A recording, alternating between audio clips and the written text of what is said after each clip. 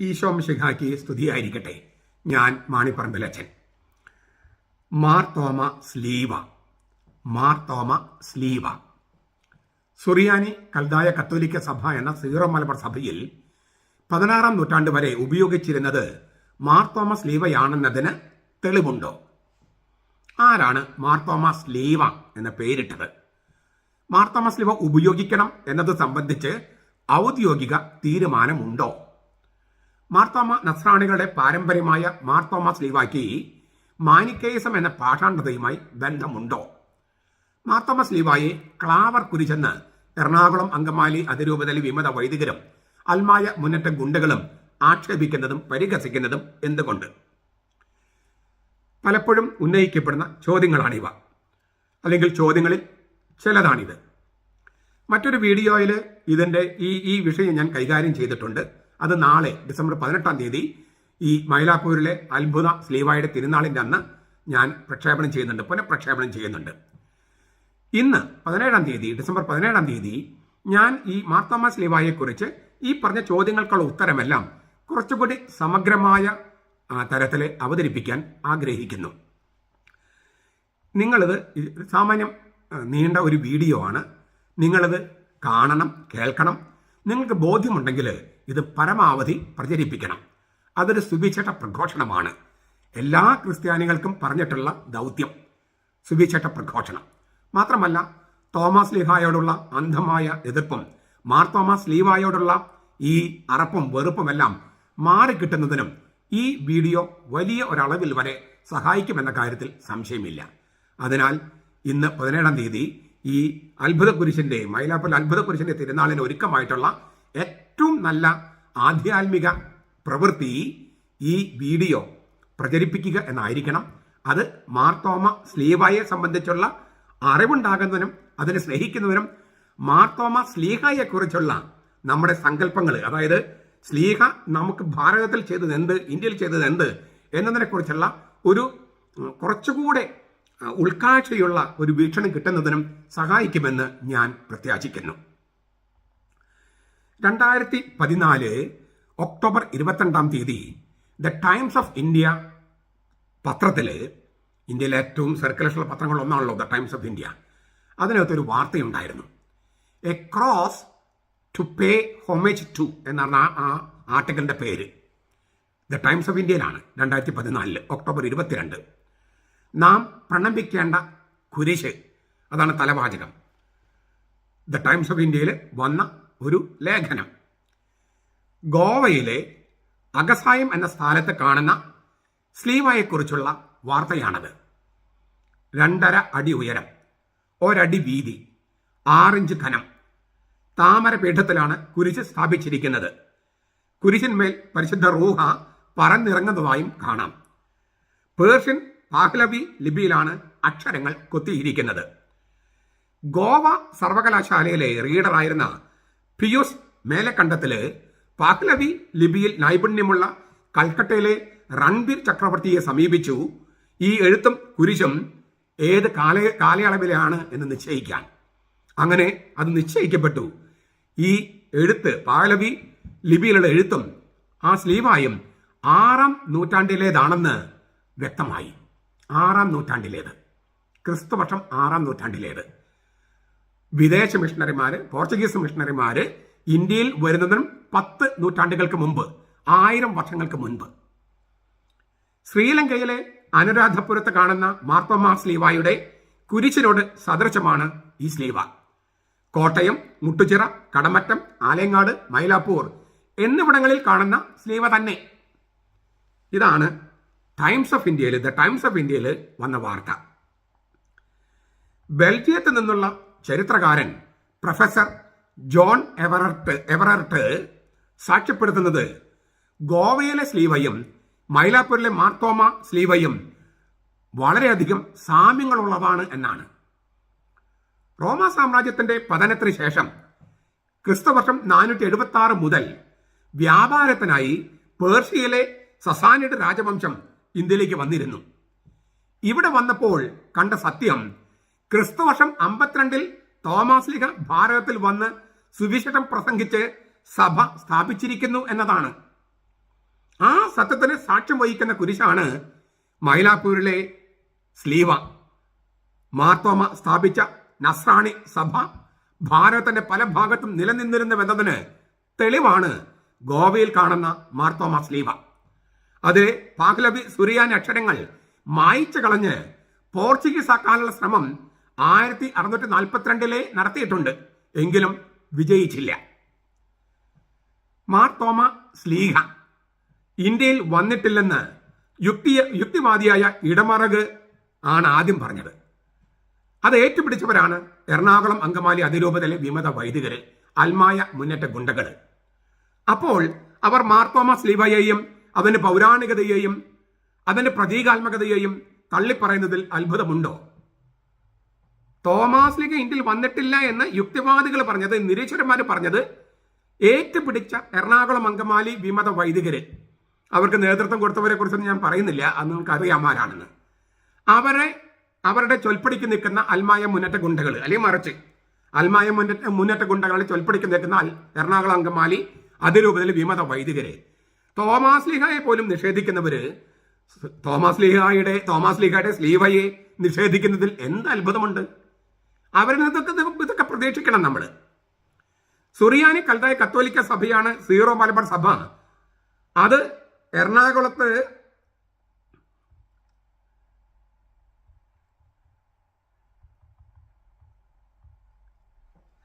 നിന്നുള്ള രേഖകളിൽ തന്നെയുണ്ട്.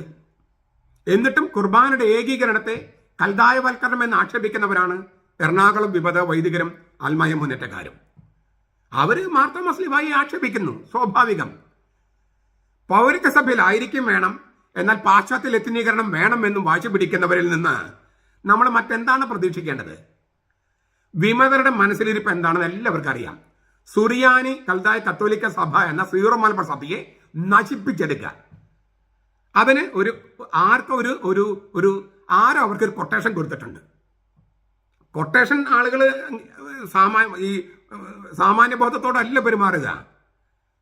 കെട്ടിയിട്ട കാളക്കുറ്റന്മാരെ പോലെയല്ലേ പെരുമാറുക. അടിച്ചിട്ടാൽ ആരെങ്കിലും ചെന്ന് കുത്തിയേ അടങ്ങും. അതുകൊണ്ട് എറണാകുളം അങ്കമാലി വിമത വൈദികര് ഈ മാർത്തോമ സ്ലീവായി ആക്ഷേപിക്കുന്നതിൽ നമ്മൾ അത്ഭുതം കൊള്ളേണ്ട കാര്യമില്ല. അവരിൽ നിന്ന് അതേ പ്രതീക്ഷിക്കുന്നു. എന്നാൽ ഒരു കാര്യം അവരറിയിക്കാൻ ആഗ്രഹിക്കുന്നു. ഭാരത ക്രൈസ്തവരുടെ തിരിച്ചറിയൽ ഷീട്ടാണ് ഈ മാർത്തോമ സ്ലീവ. വെറും കുരിശല്ല, അത് സ്ലീവയാണ്. കുരിശിലേറിയവൻ മരണത്തിലൂടെ കടന്നുപോയി പരിശുദ്ധാത്മാവിന്റെ ശക്തിയാൽ ഉത്ഥാനം ചെയ്തു. അങ്ങനെ മരിച്ചവനും ഉയർപ്പിക്കപ്പെട്ടവനും രക്ഷയുടെ ആദ്യ ഗഡുവായി പരിശുദ്ധാത്മാവൻ നൽകിയവനുമായ മിശിഹായെ ഇന്ത്യയിലേക്ക് കൊണ്ടുവന്നത് മാർത്തോമ സ്ലീഹയാണ്. ഇക്കാര്യങ്ങളെല്ലാം ഉച്ചസ്വരത്തിൽ പ്രഖ്യാപിക്കുന്ന എല്ലാം കൂടി പരിശുദ്ധ റൂഹാശാസ്ത്രം, ദൈവശാസ്ത്രം, സഭാശാസ്ത്രം, പിന്നെ പ്രേക്ഷിത ശാസ്ത്രം, മിസിയോളജി, ഇങ്ങനെ എല്ലാം കൂടി ചേർത്ത് വെച്ചിരിക്കുന്ന ഒരു അത്യുഗ്രൻ ചിഹ്നമാണ്, ഔദ്യോഗിക ചിഹ്നമാണ്, ഒരു ദേശീയ പതാക പോലെയുള്ള ചിഹ്നമാണ് സുറിയാനി കൽതായ കത്തോലിക്ക സഭ എന്ന സീറോ മലബാർ സഭയുടെ മാർത്തോമ സ്ലീവ. ഔദ്യോഗിക ചിഹ്നമാണ്. ഞാൻ അതിലേക്ക് വരാം. അതിനു മുമ്പ് മറ്റൊരു കാര്യം കൂടി ഓർമ്മപ്പെടുത്തട്ടെ. ചൈനയിൽ ക്രിസ്തമതം എത്തിയതിന്റെ 150-ാം വാർഷിക സ്മരണയ്ക്കായി ക്രിസ്തുവർഷം 781 അപ്പൊ 150 വർഷം അവിടെ കഴിഞ്ഞു ക്രിസ്ത്യാനികൾ വന്നിട്ട്. പോർച്ചുഗീസ് മിഷണറിമാരല്ല അവിടെ ചൈനയിൽ ക്രിസ്ത്യാനികളെ കൊണ്ടുപോയത്, ക്രിസ്തുധർമ്മം കൊണ്ടുപോയത്, ക്രിസ്തുവിനെ കൊണ്ടുപോയത്. ക്രിസ്തുവർഷം 781 ചൈനയില് ക്രിസ്തുവർഷം എത്തിയതിന്റെ 150-ാം വാർഷികം ആഘോഷിച്ചു. ആ ആഘോഷവുമായി ബന്ധപ്പെട്ട് ഒരു കല്ല് സ്ഥാപിച്ചു. സിയാൻ സ്റ്റെലെ സ്റ്റോൺ എന്നാണ് അത് അറിയപ്പെടുന്നത്. Xi'an stele stone. Xi'an SIAN, stele STELE, stone STONE. The Nestorian stele എന്നും ദ നെസ്റ്റോറിയൻ സ്റ്റോൺ എന്നും അതിനെ വിശേഷിപ്പിക്കാറുണ്ട്. Nestorian stele, the Nestorian stone, Nestorian കല്ല്, നെസ്റ്റോറിയൻ ശില എന്നും അതിന് വിശേഷിപ്പിക്കാറുണ്ട്. 279 സെന്റിമീറ്റർ ഉയരമുള്ള ഒരു കല്ലാണിത്.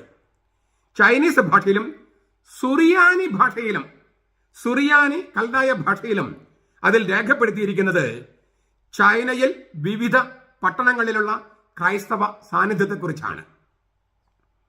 6-ാം ശതകത്തിൽ അവിടെ എത്തിയ മാർത്തോമ നസ്രാണികളാണ് ചൈനയിൽ ആദ്യം സുവിശേഷം പ്രഘോഷിച്ചത്.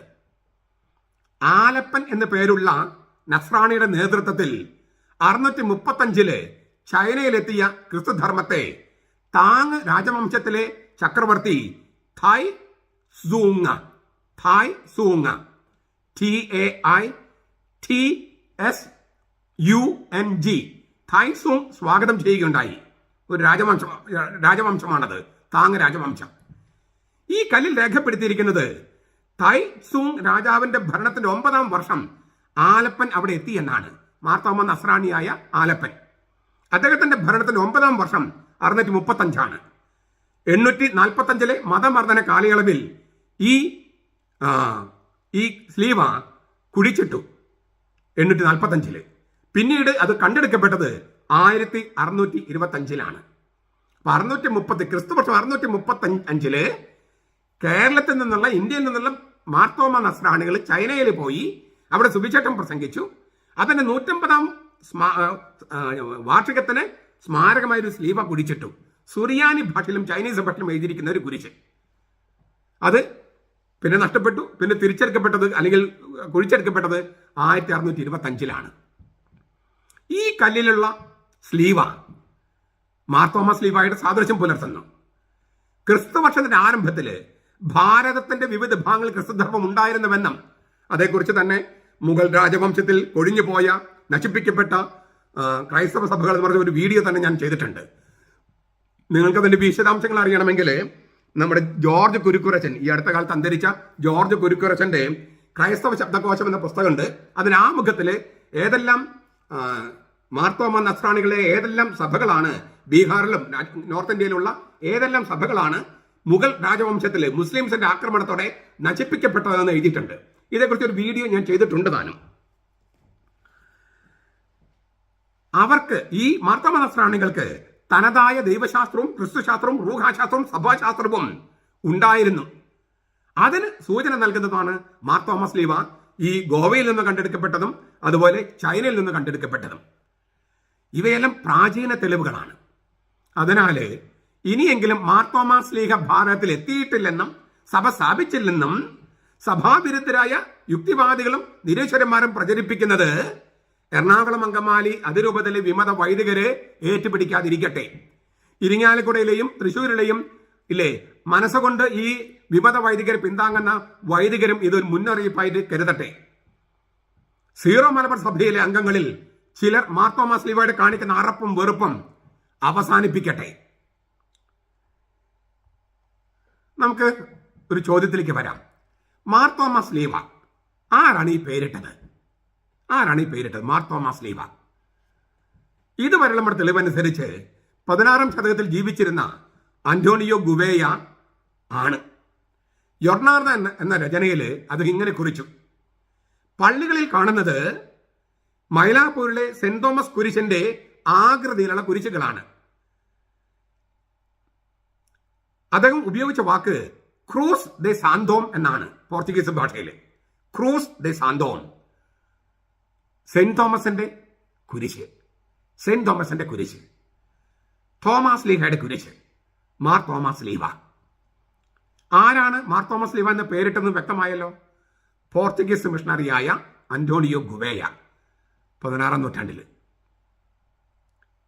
അല്ലെങ്കിൽ 17-ാം നൂറ്റാണ്ട്. നമുക്കിതിലേക്ക് തിരിച്ചു വരും. ഇദ്ദേഹത്തിൻ്റെ ഈ പ്രസ്താവന മൊത്തത്തിൽ നമ്മൾ വായിക്കേണ്ടതുണ്ട്, പരിശോധിക്കേണ്ടതുണ്ട്. നമുക്കതിലേക്ക് തിരിച്ചു വരാം പിന്നീട്. ഞാനൊരു ചോദ്യത്തിന് ഉത്തരം പറയുകയാണ്. നമ്മൾ ഈ എറണാകുളം അങ്കമാലി അതിരൂപതയിലെ വിമത വൈദ്യരും അൽമായ മുന്നേറ്റക്കാരൊക്കെ വിചാരിക്കുന്നത് ഈ പൗവത്തിൽ പിതാവോ അല്ലെങ്കിൽ കൂടപ്പുഴച്ചനോ മണ്ണിറമ്പറമ്പലച്ചനൊക്കെയാണ് ഈ പേരിട്ടതെന്നാണ്, അല്ലെങ്കിൽ പ്ലാസിഡ് പൊടിപ്പാറ എന്നൊക്കെയാണ് അവരുടെ ആരോപണങ്ങൾ, അല്ലെങ്കിൽ അങ്ങനെ വരുത്തി തീർക്കാനുള്ള ശ്രമങ്ങൾ. ഈ മാർത്തോമ സ്ലീവ എന്ന പേരിട്ടതാരാണ്? അന്റോണിയോ ഗുവേയ. അദ്ദേഹത്തിന്റെ മുഴുവൻ പ്രസ്താവന നമുക്ക് ചർച്ച ചെയ്യാം. ഈ സാക്ഷ്യം വളരെ പ്രധാനപ്പെട്ട സാക്ഷ്യമാണ്. അതുകൊണ്ടാണ് നമ്മൾ വിശദമായി ചർച്ച ചെയ്യാമെന്ന് ഞാൻ പറഞ്ഞത്. കൊടുങ്ങൂരിലെത്തിയ ഗുവേയ മാർത്തോമ സ്ലീവായുള്ള വണക്കം കണ്ടപ്പോൾ ഇങ്ങനെയും കുറിച്ചു: ക്രിസ്ത്യാനികളുടെ കുരിശ് തോമസ് ലീഹയാണ് ആ കുരിശ് അവിടെ സ്ഥാപിച്ചത് എന്നും അവിടെ സ്ഥാപിച്ചത് ഈ കുരിശുകൾ വെഞ്ചരിച്ചിരുന്നത് മെത്രാന്മാർ മാത്രമാണ്. ഗുവയുടെ സാക്ഷ്യങ്ങൾ നോക്കുക. ക്രിസ്ത്യാനികളുടെ കുരിശ് അത് മാർത്തോമാസ് ലീവായുടെ കുരിശാണ്. മാർത്തോമാസ് ലീവയാണ് ആ കുരിശ് അവിടെ സ്ഥാപിച്ചത്. അത് സ്ലീവ വെഞ്ചരിച്ചിരുന്നത് മെത്രാന്മാർ മാത്രമാണ്. അത്രമാത്രം പ്രാധാന്യം ഈ സ്ലീവയ്ക്ക് മാർത്തോമാ നസ്രാണികൾ കൊടുത്തിരുന്നെന്നാണ്. എന്നാൽ നമ്മൾ ചെയ്തിരുന്ന, അതായത് പാശ്ചാത്യ സഭയിൽ നിന്നും വ്യത്യസ്തമായ പാരമ്പര്യങ്ങളാണ് പൗരസ്ത്യ സഭകളിൽ ഉണ്ടായിരുന്നത് പലതിലും. അതിലെല്ലാം നെസ്റ്റോറിയൻ പാഷാണ്ഡത ആരോപിക്കപ്പെട്ടു. അങ്ങനെ 1599 ഉദയംപേരൂർ സൂനദോസിന് ശേഷവും സവിശേഷമായി 1650 കൂനം കുരിശ് സത്യത്തിന് ശേഷവും ഈ സ്ലീവ നെസ്റ്റോറിയൻ പാഷാണ്ഡതയാണെന്നൊക്കെ അങ്ങനെ പ്രചരിപ്പിച്ചതിന്റെ പേരിൽ പല സ്ഥലത്തും അപ്രത്യക്ഷമായി. എന്നാൽ മൈലാപ്പൂരിലെ കുരിശ് നശിപ്പിക്കാൻ ആരും ധൈര്യപ്പെട്ടില്ല. കാരണം അത് രക്തം വിയർക്കാൻ തുടങ്ങി. അപ്പൊ രക്തം വിയർക്കാൻ തുടങ്ങിയപ്പോൾ ഈ പോർച്ചുഗീസ് മിഷണറിമാർ അത് നശിപ്പിച്ചില്ല. മറ്റ് സ്ലീവുകളൊക്കെ നശിപ്പിച്ചു. ഒന്നുകിൽ അവർ, അല്ലെങ്കിൽ അവരുടെ പ്രേരണയിൽ മറ്റാരെങ്കിലും. മാത്രമല്ല, മാർത്തോമ നസ്രാണികളുടെ അകത്തോലിക്ക വിഭാഗങ്ങളിൽ മാർത്തോമ സ്ലീവയ്ക്ക് പകരം അന്ത്യോക്യൻ കുരിശ് വ്യാപകമായി. ഇത് നെസ്റ്റോറിയൻ എന്ന് ഇങ്ങനെ പ്രചരിപ്പിക്കുകയാണല്ലോ. ഇപ്പോഴും എറണാകുളം അങ്കമാലി വിമത വൈദികരും അൽമായ മുന്നേറ്റക്കാരും അങ്ങനെയാണ് പ്രചരിപ്പിക്കുന്നത്. മാനിക്കയനാണ്, നെസ്റ്റോറിയനാണെന്ന് പറഞ്ഞ് പ്രചരിപ്പിക്കുകയാണ്. അപ്പൊ ഈ പലർക്കത് ഒരു ചരിത്രം പരിശോധിക്കാതെ, ദൈവശാസ്ത്രം പരിശോധിക്കാതെ അങ്ങനെ വിശ്വസിച്ച് പോകാം. മനുഷ്യരല്ലേ, സാധാരണ മനുഷ്യർ അങ്ങനെ സംഭവിക്കാം. അതുകൊണ്ടാണ് ഇതിനോട് ആ വെറുപ്പും മറപ്പും ഉണ്ടാക്കാൻ തന്നെയാണ് വിമത വൈദികരും അൽമായ മുന്നേറ്റക്കാരും ശ്രമിക്കുന്നത്. ആരാണ് നെസ്റ്റോറിയസ് എന്നോ, നെസ്റ്റോറിയസിന്റെ പേരുള്ള അനാഫറ എന്താണെന്നോ, അതിന് നെസ്റ്റോറിയൻ പാഷാണ്ഡതയുമായി ബന്ധമുണ്ടെന്നോ ഇതൊന്നും ഇവർ അന്വേഷിച്ചിട്ടില്ല. ഇനി അങ്ങനെ നെസ്റ്റോറിയൻ പാഷാണ്ഡതയാണ് നെസ്റ്റോറിയസിന്റെ അനാഫറയെങ്കിൽ എങ്ങനെയാണ് ഈ മാർപ്പാപ്പയുടെ അംഗീകാരം കിട്ടണം ഈ അനാഫറയ്ക്ക്? അവരും നെസ്റ്റോറിയൻ പാഷാണ്ഡത അംഗീകരിക്കുന്നവരാണോ? അതല്ല, ഈ എറണാകുളം തങ്ങൾ മണ്ടന്മാരായിരിക്കുന്നത് പോലെ റോമിലുള്ളൊരു മണ്ടന്മാരായിരിക്കും എന്ന് എറണാകുളം അങ്കമാലി അതിരൂപതയിലെ വിമത വൈദികരും പിന്നെ അൽമായ മുന്നേറ്റ ഗുണ്ടകളും കരുതുകയാണോ? നമുക്കിനി കാര്യത്തിലേക്ക് കടക്കാം. 16-ാം നൂറ്റാണ്ട് വരെ മാർത്തോമാ സ്ലീവ മാത്രമേ ക്രിസ്ത്യാനികൾ ഉപയോഗിച്ചിരുന്നുള്ളൂ. ഓർക്കുക, അന്ന് നസ്രാണികൾ എന്നൊരു ക്രൈസ്തവ വിഭാഗം മാത്രമേ ക്രിസ്ത്യാനികളായി ഭാരതത്തിൽ ഉണ്ടായിരുന്നുള്ളൂ. 16-ാം നൂറ്റാണ്ട് വരെ ക്രിസ്ത്യാനികൾ എന്ന് പറഞ്ഞാൽ ഭാരതത്തിൽ മാർത്തോമാ നസ്രാണികളാണ്. വേറെ ഒരു വിഭാഗവും ഇല്ല. പെന്തക്കോസ്തക്കാരോ, യഹോവ സാക്ഷികളോ, പ്രൊട്ടസ്റ്റന്റുകാരോ, പിന്നെ വിദേശ മിഷണറിമാരോ ആരുമില്ല. മാർത്തോമാ നസ്രാണികൾ മാത്രമേ ഉള്ളൂ 16-ാം നൂറ്റാണ്ട് വരെ ഭാരതത്തിലെ ക്രിസ്ത്യാനികൾ. അപ്പോൾ ഈ മാർത്തോമാ നസ്രാണികൾ ഭാരതത്തിലെ ക്രിസ്ത്യാനികൾ ഉപയോഗിച്ചിരുന്ന സ്ലീവയെക്കുറിച്ചുള്ള ചില തെളിവുകൾ നമുക്ക് ഹാജരാക്കാം. ഞാൻ നേരത്തെ സൂചിപ്പിച്ച അന്തോണിയോ ദെ ഗുവേയ 1575 അദ്ദേഹം ജനിച്ചത്. 1628 അദ്ദേഹം മരിച്ചത്. ഒരു അഗസ്റ്റേനിയൻ സന്യാസിയായിരുന്നു. 1599 ഉദയംപേരൂർ സൂനദോസിന്റെ പശ്ചാത്തലവും തീരുമാനങ്ങളും പ്രസാധനം ചെയ്തത് അദ്ദേഹമാണ്. പോർച്ചുഗീസിലെ കോയിംബ്ര എന്ന സ്ഥലത്ത് നിന്ന് 1606 അദ്ദേഹം പ്രസാധനം ചെയ്ത ഒരു പുസ്തകത്തിന്റെ പേരാണ്, ഇച്ചിരി വലിയ പേരാണ്, നമുക്കൊന്ന് കേൾക്കാം. ഷോർട്ട് ഫോമില് ജൊർണാർദ അല്ലെങ്കിൽ യൊർണാർദ എന്നൊക്കെയാണ് പറയുള്ളൂ. ജൊർണാർദ ജേണല്, യൊർണാർദ എന്നൊക്കെ പറയാം. പക്ഷെ പേര് വളരെ വലുതാണ്. യൊർണാർദ ദോ ആർക്കെബിസ്കോ ദെ ഗോവ ഡോം ഫ്രൈ അലൈക്സോ ദ മെനേസസ് പ്രിമാറ്റ്സ് ദ ഇന്ത്യ ഓറിയന്റൽ. ഞാൻ ഒന്നുകൂടി വായിക്കുക. അന്തോണിയോ ദെ ഗുവേയുടെ പുസ്തകം. ജൊർണാർദ ദോ ആർക്കെബിസ്കോ ദെ ഗോവ ഡോം ഫ്രൈ അലൈക്സോ ദ മെനേസസ് പ്രിമാറ്റ്സ് ദ ഇന്ത്യ ഓറിയന്റൽ. പോർച്ചുഗീസിലെ കോയിംബ്ര എന്ന സ്ഥലത്ത് നിന്ന് ദിയേഗോ ഗോമസ് ലുറേയോ എന്ന പബ്ലിഷിംഗ് ഫേം 1606 പബ്ലിഷ് ചെയ്തതാണ്. 1606 ഇതിന്റെ ഈ പുസ്തകത്തിന്റെ 61-ാമത്തെ പേജിൽ ഇങ്ങനെ രേഖപ്പെടുത്തിയിരിക്കുന്നു. ഞാൻ എൻ്റെ മലയാളവും പിന്നെ അതിന് ഇംഗ്ലീഷും വായിക്കാം. എഴുതപ്പെട്ടിരിക്കുന്നത് പോർച്ചുഗീസ് ഭാഷയിലാണ്. പക്ഷേ ഇംഗ്ലീഷിലെ പരിഭാഷ, അതിൻ്റെ മലയാളം പരിഭാഷ ഞാൻ പറയുകയാണ്. പഴയ പള്ളികളെല്ലാം 1606 സാക്ഷ്യമാണ്. 1606 അതും പോർച്ചുഗീസിൽ നിന്നുള്ള ഒരു അഗസ്റ്റേനിയൻ സന്യാസിയുടെ വിദേശ മിഷണറിയുടെ സാക്ഷ്യം. അതോ രേഖപ്പെടുത്തപ്പെട്ട സാക്ഷ്യം, വാമൊഴി മാത്രമല്ല, രേഖപ്പെടുത്തിയിരിക്കുന്നു. പഴയ പള്ളികളെല്ലാം ബുദ്ധമത ക്ഷേത്രം പോലെ പല നിലകളുള്ള ഗോപുരത്തിന്റെ മാതൃകയിലാണ് നിർമ്മിച്ചിരുന്നത്. പഴയ പള്ളികളെല്ലാം ബുദ്ധമത ക്ഷേത്രം പോലെ പല നിലകളുള്ള ഗോപുരത്തിന്റെ മാതൃകയിലാണ് നിർമ്മിച്ചിരുന്നത്. എന്നാൽ എല്ലായിടത്തും മാർത്തോമ സ്ലീവ എന്നറിയപ്പെടുന്ന മൈലാപ്പൂരിലെ അത്ഭുത മാർത്തോമ കുരിശ് പോലുള്ള കുരിശുകൾ കൊണ്ട് അലങ്കരിച്ചിരുന്നു. പോർച്ചുഗീസുകളുടെ കാലത്തേക്കാൾ എത്രയോ പൗരാണികമാണ് ഈ വണക്കം, സ്നേഹം, കുരിശിന്റെ ആകൃതി എന്നെല്ലാം ആർക്കും മനസ്സിലാക്കാം. പോർച്ചുഗീസുകാരുടെ കാലത്തേക്കാൾ എത്രയോ പൗരാണികമാണ് ഈ വണക്കം, സ്നേഹം, കുരിശിന്റെ ആകൃതി എന്നെല്ലാം ആർക്കും മനസ്സിലാക്കാം. പൗരാണിക പള്ളികളെല്ലാം പോർച്ചുഗീസുകാരുടെ ആഗമനത്തിന് വളരെ മുമ്പ് നിർമ്മിക്കപ്പെട്ടതാണ്. ആ പള്ളികളിലെല്ലാം ഇത്തരം കുരിശുകൾ കൊത്തിവെക്കുകയോ ചിത്രരൂപത്തിൽ വരയ്ക്കുകയോ ചെയ്തു വെച്ചിരുന്നു. ഇനി ഞാൻ അതിൻ്റെ ഇംഗ്ലീഷ്, പോർച്ചുഗീസിൽ നിന്നും ഇംഗ്ലീഷിൽ തർജ്ജമ ചെയ്തത് ഞാൻ വായിക്കാം. The old churches were all built in pagoda fashion. അതാണ് ഞാൻ ബുദ്ധമത ക്ഷേത്രം പോലെ പല നിലകളുള്ള ഗോപുരം എന്ന് പറഞ്ഞത്. പഗോദ എന്ന വാക്കിന്റെ അർത്ഥം നിങ്ങൾ ഡിക്ഷണറി നോക്കിയാൽ ഈ അർത്ഥം കിട്ടും അവിടെ. The old churches were all built in pagoda fashion, but all full of crosses like those of St. Thomas Miracle Cross Mylapore, which is called St. Thomas Cross. ഞാൻ ഒന്നുകൂടി വായിക്കുക. The old churches were all built in pagoda fashion, but all full of crosses like those of St. Thomas Miracle Mylapore, which is called St. Thomas Cross. Hence, one can see how much older than Portuguese times is the veneration, love, and shape of this cross. For the ancient Christian churches, built long before the coming of Portuguese, were all ornamented, with them both painted and graven. Antonio do Gouveia, Jornada do Arcebispo de Goa dom Frei Aleixo de Meneses Primas da India Oriental. നിങ്ങളിതൊന്ന് പല പ്രാവശ്യം കേൾക്കണം കേട്ടോ.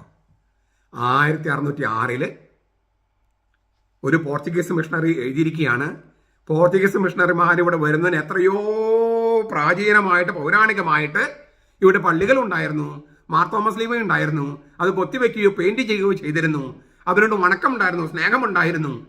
അതിൻ്റെ ആകൃതി മൈലാപ്പൂരിലെ അത്ഭുത കുരിശിന്റെ ആകൃതിയിലാണ്. ഇതാരാ പറയുന്നത്? ഒരു വിദേശ മിഷണറി രേഖപ്പെടുത്തിയിരിക്കുകയാണ്, പോർച്ചുഗീസ് മിഷണറി. എന്തൊരു പ്രധാനപ്പെട്ട സാക്ഷ്യമാണിത്. ഇനി ഞാൻ മറ്റൊരു സാക്ഷ്യം പറയാം. അപ്പോൾ ഇത് 16-ാം നൂറ്റാണ്ട് വരെ തോമസ് ലീഹ മാത്രമേ ഉപയോഗിച്ചിരുന്നുള്ളൂ എന്നതിനൊരു വ്യക്തമായ രേഖയല്ലേ ഇത്?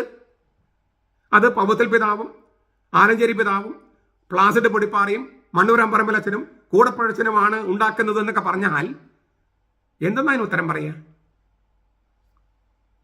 ക്രിസ്തുവർഷം 1745 പ്രസാധനം ചെയ്ത മലബാറിലെ സഭയുടെ ചരിത്രം എന്ന പുസ്തകത്തിൽ ജെ റൗളിൻ ഇങ്ങനെ സാക്ഷ്യപ്പെടുത്തുന്നു: 16-ാം നൂറ്റാണ്ട് വരെ മാർത്തോമ നസ്രാണികളുടെ ദേവാലയങ്ങളിൽ സ്ലീവ ഒഴിച്ച് മറ്റു രൂപങ്ങളോ പ്രതിമകളോ ഉണ്ടായിരുന്നില്ല. ഞാൻ ഒന്നുകൂടി വായിക്കുക.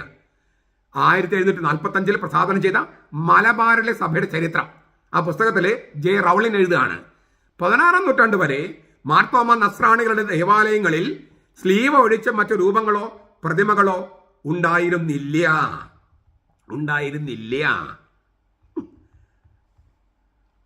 ജെ റൗളിൻ ഹിസ്റ്റോറിയെ എക്ലേസിയെ മലബാറിക്ക 1745 പുറം 394 പേജ് 394.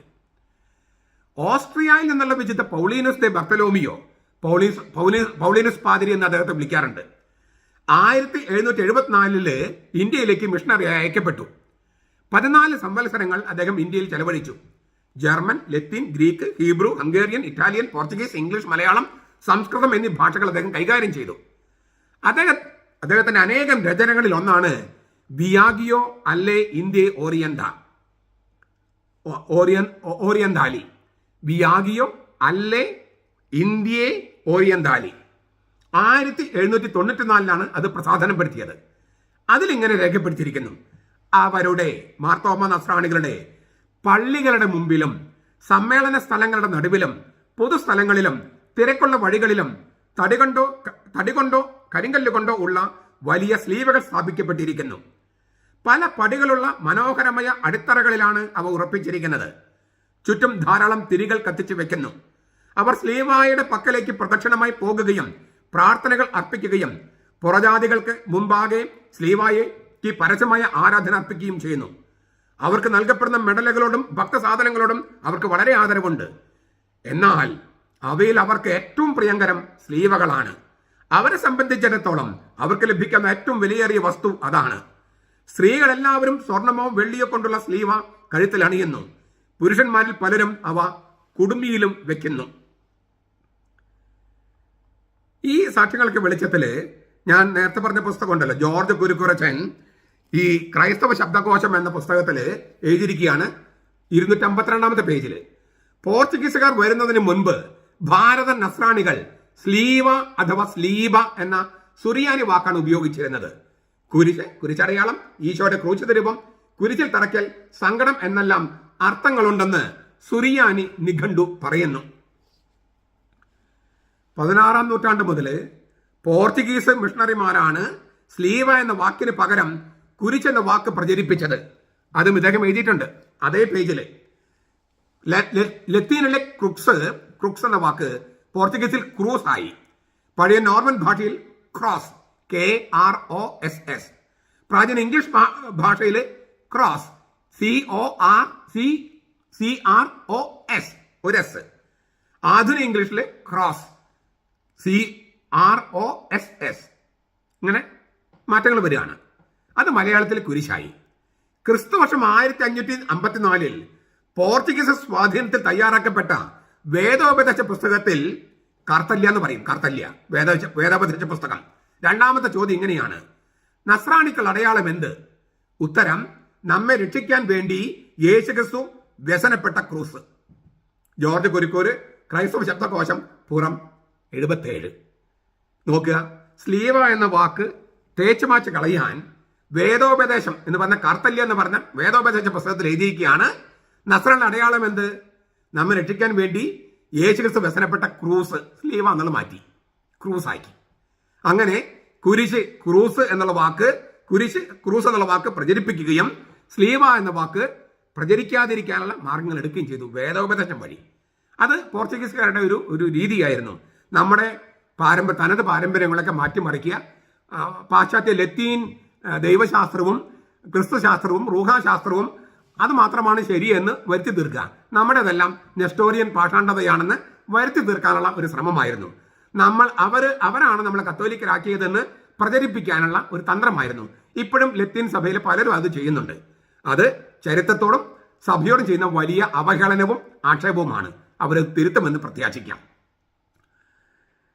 സ്കീപ്പ എന്നൊരു വാക്കും ഇന്ത്യയിലെ നസ്രാണികൾ ഉപയോഗിച്ചിരുന്നു. അതിന് കാരണമുണ്ട്. സ്റ്റൗറോസ് എന്നാണ് ഗ്രീക്കിൽ വാക്ക്. സ്റ്റൗറോസ് അത് ഈ തൂണ് പോലെ കുത്തി നിർത്തിയ തടി എന്നാണ് അതിന്റെ ആക്ഷരികം. കുരിശ് എന്നതിന് പകരം മരം, സ്ലീവ മരം, സ്കീപ്പ മരം എന്നെല്ലാം സുറിയാനി കത്തോലിക്കർ പറഞ്ഞിരുന്നു.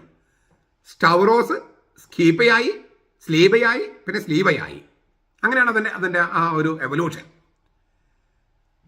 ഇതിന് കുരിശെന്നും തടി, മരം, കുരിശിൽ തറയ്ക്കപ്പെട്ടവൻ, ക്രൂശിതനെന്നും അർത്ഥമുണ്ട് ഈ വാക്കുകൾക്ക്.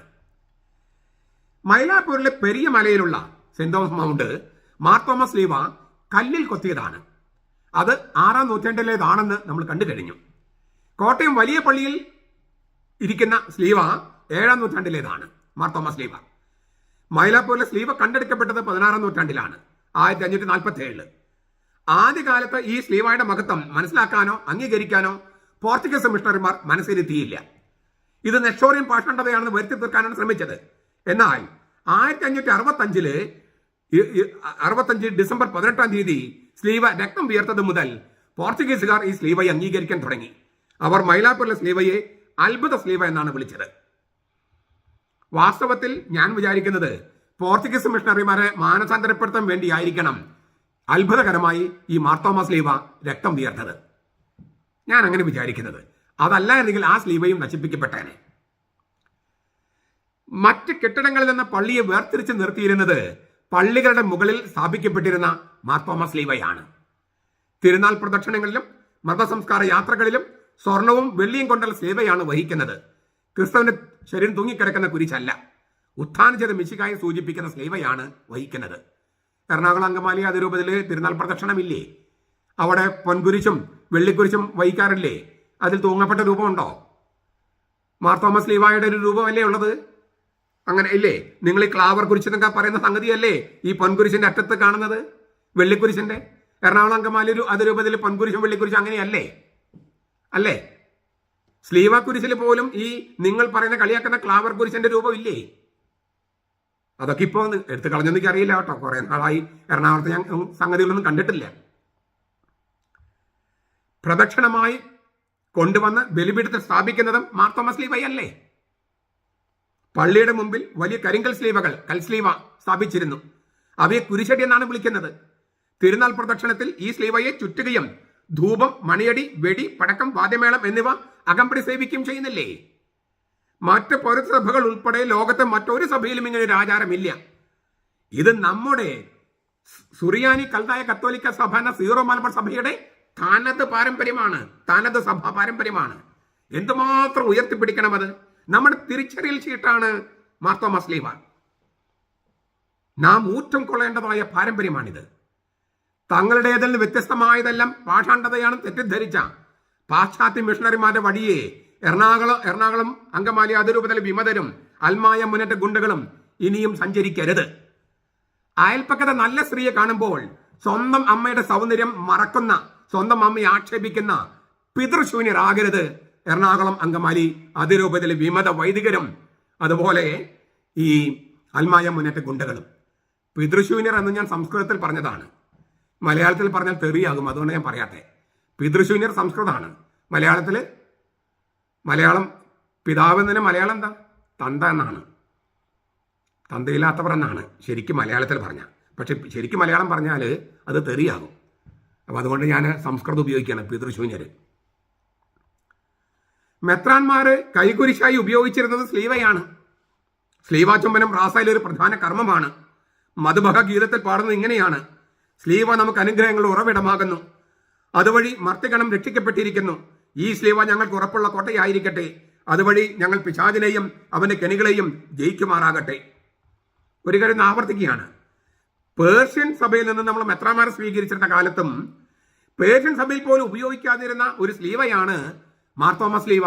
അത് നമ്മൾ ഇവിടെ ഉപയോഗിച്ചു എന്ന് വെച്ചാൽ നമ്മുടെ തനതായ സ്വഭാവ, വ്യക്തിത്വം, സ്വത്വം അത് നമുക്ക് ഉണ്ടായിരുന്നുവെന്നും അതേക്കുറിച്ച് അവബോധമുണ്ടായിരുന്നുവെന്നും അത് ഒരു തരത്തിലും നഷ്ടപ്പെടുത്താൻ നമ്മൾ ആഗ്രഹിച്ചിരുന്നില്ല എന്നുമാണ്.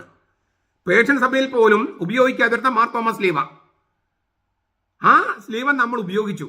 അവിടുന്ന് മെത്രാന്മാരെ നമ്മൾ സ്വീകരിച്ചിരുന്നു. കാരണം പേർഷ്യൻ സഭയും നമ്മുടെ സഭയും ഒരേ സ്ലീഹയാണ്, മാർത്തോമാ സ്ലീഹയാണ് സ്ഥാപിച്ചത്. അതുകൊണ്ട് നമ്മൾ ഒരേ സഭയായിട്ട് പരിഗണിക്കപ്പെട്ടിരുന്നു. നമുക്കങ്ങനെ വിരോധം ഉണ്ടായിരുന്നില്ല. അതേസമയം ഇവിടുത്തെ ഭരണം നടത്തിയിരുന്നത് ജാതിക്ക് കർത്തവ്യൻ എന്ന് പറഞ്ഞിരുന്ന ആർച്ച് ഡീക്കനാണ്. അപ്പൊ നമ്മുടെ തനത് സ്വത്വം അതിൽ ഉപയോഗിച്ചു, അതിൽ നമ്മൾ നിലനിർത്തി. അതുപോലെ തനത് പാരമ്പര്യം, സ്വത്വം നിലനിർത്തിയതാണ് മാർത്തോമാ സ്ലീവ ഉപയോഗിച്ചുകൊണ്ട്. ഇത് ചെറിയ കാര്യമല്ല. നമ്മുടെ ഐഡന്റിറ്റി, അതാ ഞാൻ പറഞ്ഞത്, തിരിച്ചറിയൽ ഷീട്ട്, അതാണ് ഈ മാർത്തോമാ സ്ലീവ. സാംസ്കാരിക അനുരൂപവുമായിട്ട് ബന്ധപ്പെട്ട ഒരു കാര്യം പറയാൻ ആഗ്രഹിക്കുകയാണ്. മാർത്തോമാ സ്ലീവയുടെ താഴെയുള്ള താമരപ്പൂവിന്റെ ചിത്രീകരണം ബുദ്ധമത സ്വാധീനത്തിൽ ഉണ്ടായതാണെന്ന് ഫാദർ ആന്റണി നിരയത്ത് തെളിയിച്ചിട്ടുണ്ട്. ക്രിസ്തുവർഷം 2-ാം നൂറ്റാണ്ടിലെ ബുദ്ധമത ശില്പകലയുമായി നല്ല സാമ്യമുണ്ട് ഈ താമരപ്പൂവിന്. താമരപ്പൂവിൽ ഇരിക്കുന്ന ബുദ്ധനെ അവർ ചിത്രീകരിച്ചിരുന്നു. ക്രിസ്തുവർഷം 5 വരെ ഇന്ത്യയിൽ ബുദ്ധമതത്തിന്റെ സുവർണ യുഗമായിരുന്നല്ലോ. ക്രിസ്തുധർമ്മം ഇവിടെ വേര് പിടിച്ച കാലയളവിൽ തങ്ങളുടെ വിശ്വാസത്തിന്റെ കേന്ദ്രബിന്ദുവായ സ്ലീവയെ തങ്ങളുടെ ചുറ്റും ജീവിക്കുന്ന ജനത്തിന്റെ വിശ്വാസ കേന്ദ്രത്തിന് പകരം പ്രതിഷ്ഠിക്കാൻ തയ്യാറായ മാർത്തോമാ നസ്രാണികളുടെ വിശ്വാസ തീക്ഷ്ണത നാം അംഗീകരിക്കേണ്ടതില്ലേ? സാംസ്കാരിക അനുരൂപണത്തിന് തെളിവാണിത്. ഇന്നും താമരയ്ക്ക് മുകളിൽ സ്ലീവ വരേണ്ടതുണ്ട് എന്ന സുവിശേഷവൽക്കരണ സന്ദേശവും ഇത് പരോക്ഷമായി കൈമാറുന്നില്ലേ? അന്ന് ബുദ്ധമതത്തിൽ നിന്ന് ധാരാളം പേര് ക്രിസ്തുധർമ്മം സ്വീകരിച്ചു. അപ്പോൾ അവരുടെ ഈ താമരയുടെ മുകളിലിരിക്കുന്ന ബുദ്ധന് പകരം താമരയുടെ മുകളിലിരിക്കുന്ന ക്രിസ്തു, ആ ക്രിസ്ത്യാനികളാണ് അതിന് അല്ലേ ആദ്യ രൂപം കൊടുക്കുന്നത്. പിന്നീട് ബുദ്ധമതം ക്ഷയിച്ചു. നമുക്കറിയാം, നിങ്ങൾ ചരിത്രം പഠിച്ചാൽ അറിയാം, ഈ ശബരിമല അയ്യപ്പൻ പോലും ബുദ്ധവൽക്കരിക്കപ്പെട്ട ചിത്രമാണെന്നാണ് പറയുന്നത്. കുറെ മറിച്ചഭിപ്രായമുള്ളവരുണ്ടാകാം. നമ്മുടെ ഇപ്പോൾ ഹിന്ദുക്കൾ ഉപയോഗിക്കുന്ന പല അമ്പലങ്ങളും ബുദ്ധമത ക്ഷേത്രങ്ങളോ ജൈനമത ക്ഷേത്രങ്ങളോ ആയിരുന്നല്ലോ. ഇരിങ്ങാലക്കുടയിലെ ഭരതക്ഷേത്രം, കൂടൽമാണിക്യ ക്ഷേത്രം, ആ ഭരതൻ ശ്രീരാമന്റെ അനിയൻ ഭരതനല്ലല്ലോ. ഭരതേശ്വര ദിഗംബര ജൈനൻ എന്ന് പറയുന്ന ഒരു ജൈനമത ക്ഷേത്രമായിരുന്നു അത്. തൃശ്ശൂർ പൂരം നടക്കുന്ന ക്ഷേത്രം, വടക്കനാഥ ക്ഷേത്രം, അത് ബുദ്ധമത ക്ഷേത്രമായിരുന്നില്ലേ? അങ്ങനെ ഒരുപാട് നിങ്ങൾ ചരിത്രം പഠിച്ചാൽ അറിയാം. അപ്പോൾ ബുദ്ധമതം ക്ഷയിക്കുകയും 8-ാം നൂറ്റാണ്ടോടെ ഹിന്ദുമതം പ്രബലപ്പെടുകയും ചെയ്തപ്പോൾ അപ്പോൾ അവരുടെ ചിഹ്നങ്ങളും താമരയും ഒക്കെ എടുക്കുകയായിരുന്നു. ബുദ്ധമതം സ്വീകരിച്ചതാണ് പലതും ഹിന്ദുമത അമ്പലങ്ങളും ക്ഷേത്രങ്ങളും അടക്കം ഈ ചിഹ്നങ്ങളൊക്കെ. അന്ന് തോമസ് ലീഗ് വന്ന കാലത്ത് ബുദ്ധമതം സൗത്ത് ഇന്ത്യയിൽ വളരെ ശക്തമായ പ്രബലമായ മതമായിരുന്നു. തീർച്ചയായിട്ടും ചില ഹിന്ദുക്കൾ അവിടെ ഇവിടേക്ക് ഉണ്ടായിരുന്നിരിക്കാം, ഇല്ലെന്നൊന്നും പറയുന്നില്ല. വളരെ പ്രബല സമുദായങ്ങളായി മാറിയ 4-ാം നൂറ്റാണ്ടിന് ശേഷമാണ്.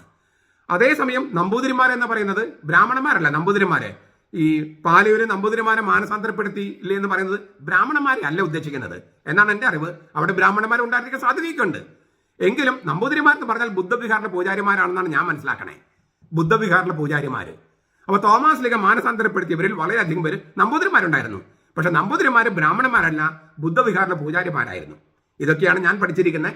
എതിരഭിപ്രായമുള്ളവരും മറിച്ചഭിപ്രായമുള്ളവരൊക്കെ ഉണ്ടാകാം. ഞാൻ അതിനൊന്നും എതിരല്ല. ഞാൻ പറഞ്ഞു വരുന്നത്, ആദ്യത്തെ തോമസ് ലീഗ് മാനസാന്തരപ്പെടുത്തിയ ആദ്യത്തെ ഗണത്തിൽ നമ്പൂതിരിമാര്, ബുദ്ധവിഹാറിലെ പൂജാരിമാരെ നമ്പൂതിരിമാരുണ്ടായിരുന്നു. ബുദ്ധമതത്തിൽ മറ്റു ആളുകളുണ്ടായിരുന്നു. അപ്പോൾ ബുദ്ധമതത്തിന്റെ മേലെ ഇല്ലേ, ബുദ്ധമതത്തിൽ നിന്നും കുറെ പേര് ക്രിസ്ത്യാനികളായപ്പോൾ ഈ താമരയുടെ മുകളിലിരിക്കുന്ന ബുദ്ധന് പകരം താമരയുടെ മുകളിൽ കുരിശ് വിജയിച്ചു, ജീവവൃക്ഷമായി കുരിശ് വിജയിച്ചു നിൽക്കുന്നെന്ന് അവർ ചിത്രീകരിച്ചു. ഇതൊരു സാംസ്കാരിക അനുരൂപണമാണെന്ന് തെളിയിക്കപ്പെട്ടിട്ടുണ്ട്. അപ്പോൾ നമ്മൾ 3-ാമത്തെ ചോദ്യത്തിലേക്ക് വരികയാണ്. മാർ തോമസ് ലീഗ് ഉപയോഗിക്കണമെന്ന് തീരുമാനമുണ്ടോ? ഇപ്പൊ ഈ അടുത്ത കാലത്ത് എറണാകുളത്ത് അങ്ങനെ ഉന്നയിക്കപ്പെടുന്ന ചോദ്യമാണിത്. മാർ തോമസ് ലീഗ് ഉപയോഗിക്കണം തീരുമാനമുണ്ടോ? നമുക്ക് ഉണ്ടോ ഇല്ലെന്ന് നോക്കാം. റോമായിലേക്കും പോർച്ചുഗീസിലേക്കും പോകുന്നതിന് മുൻപ് ജോസഫ് കരിയാറ്റിയും പാറമേക്കൽ തോമ കത്തനാരും തോമസ് ലീഗയുടെ കബറിടത്തിൽ ബലിയർപ്പിക്കുകയും മൈലാപ്പൂരിൽ മാർ തോമസ് ലീഗ് വണങ്ങുകയും ചെയ്തു. പാറമേക്കൽ തോമ കത്തനാർ വർത്തമാന പുസ്തകത്തിൽ ഇങ്ങനെ അതേക്കുറിച്ച് രേഖപ്പെടുത്തിയിരിക്കുന്നു. ശ്ലീഹായുടെ മരണശേഷം AD 1565 ഡിസംബർ 18-ാം തീയതി അത്ഭുതകരമായ വിധത്തിൽ ഈ കുരിശിൽ നിന്ന് ചോര വിയർപ്പ് പൊടിഞ്ഞതിനാൽ അന്നേ ദിനം നമ്മുടെ മലങ്കര പള്ളികൾ ആഘോഷിച്ചു വരുന്നുണ്ട്. പാറയിൽ ക്ലാവർ ആകൃതിയിൽ നിർമ്മിച്ചിരിക്കുന്ന വിശുദ്ധ ശ്ലീവായും അതിന് ചുറ്റുമുള്ള പ്രാചീന ലിപികളും കണ്ടു വന്നിച്ച ശേഷം ഉച്ചതിരിഞ്ഞ് മേൽപ്പറഞ്ഞ കർമ്മിലിത്ത പാതിരിയും കൂടി പുറപ്പെട്ട് വൈകുന്നേരമായപ്പോൾ മൈലാപ്പൂരിലെത്തി. ഇത് വർത്തമാന പുസ്തകത്തിൽ രേഖപ്പെടുത്തിയിരിക്കുന്നതാണ്. വർത്തമാന പുസ്തകത്തിൽ ഇതിനകത്ത് ക്ലാവർ എന്ന വാക്ക് അദ്ദേഹം ഉപയോഗിച്ചിട്ടുണ്ട്, തോമക്കത്തനാര്. എന്തിനാണ്? മനസ്സിലാക്കാൻ വേണ്ടി. ഈ പുഷ്പിച്ച് നിൽക്കുന്ന കുരിശെന്ന് പറഞ്ഞാൽ മനസ്സിലാക്കാൻ പ്രയാസമുണ്ടെന്ന് കരുതിയിട്ട് ക്ലാവർ എന്ന വാക്ക് ഉപയോഗിച്ചു അദ്ദേഹം. അത് ഉപയോഗിച്ചിട്ടാണ് ഇപ്പൊ ഈ ക്ലാവർ കുരിശെന്നും പറഞ്ഞ് എറണാകുളം അങ്കമാലി അതിരൂപതയിലെ ഈ വിമത വൈദികരും അൽമായ മുന്നേറ്റ ഗുണ്ടകളും പരിഹസിക്കുന്നത്, മാർ തോമസ് ലീഗ് പരിഹസിക്കുന്നത്. ഈ തോമ കത്തനാര് പരിഹസിച്ചുകൊണ്ടല്ല എഴുതിയത്, നമുക്കതിന്റെ രൂപം ഒന്ന് മനസ്സിലാക്കാൻ എളുപ്പത്തിന് വേണ്ടിയിട്ടാണ്. പക്ഷേ അത് ഇവരുപയോഗിക്കുന്നത് ആക്ഷേപിക്കാൻ വേണ്ടിയാണ്. 1653 കൂനൻകുരിശ് സത്യത്തിന് ശേഷം ഭാരത സുറിയാനി കൽതായ കത്തോലിക്ക സഭയിൽ നിന്നും യാക്കോബയ ബന്ധത്തിലായ നസ്രാണി സമൂഹവും മൈലാപ്പൂരിലെ അത്ഭുത ശ്ലീവായുടെ തിരുനാൾ അംഗീകരിക്കുന്നുണ്ട്. 1734 മുളന്തുരുത്തിയിൽ വെച്ചുണ്ടാക്കിയ കലണ്ടറിലും പഞ്ചാംഗം മൈലാപ്പൂരെ ശ്ലീവയുടെ തിരുനാൾ ഡിസംബർ 18 എന്ന് എഴുതിയിട്ടുണ്ട്. 1653. ഇപ്പൊ ഞാൻ ചില തെളിവുകൾ പറയുകയാണെ.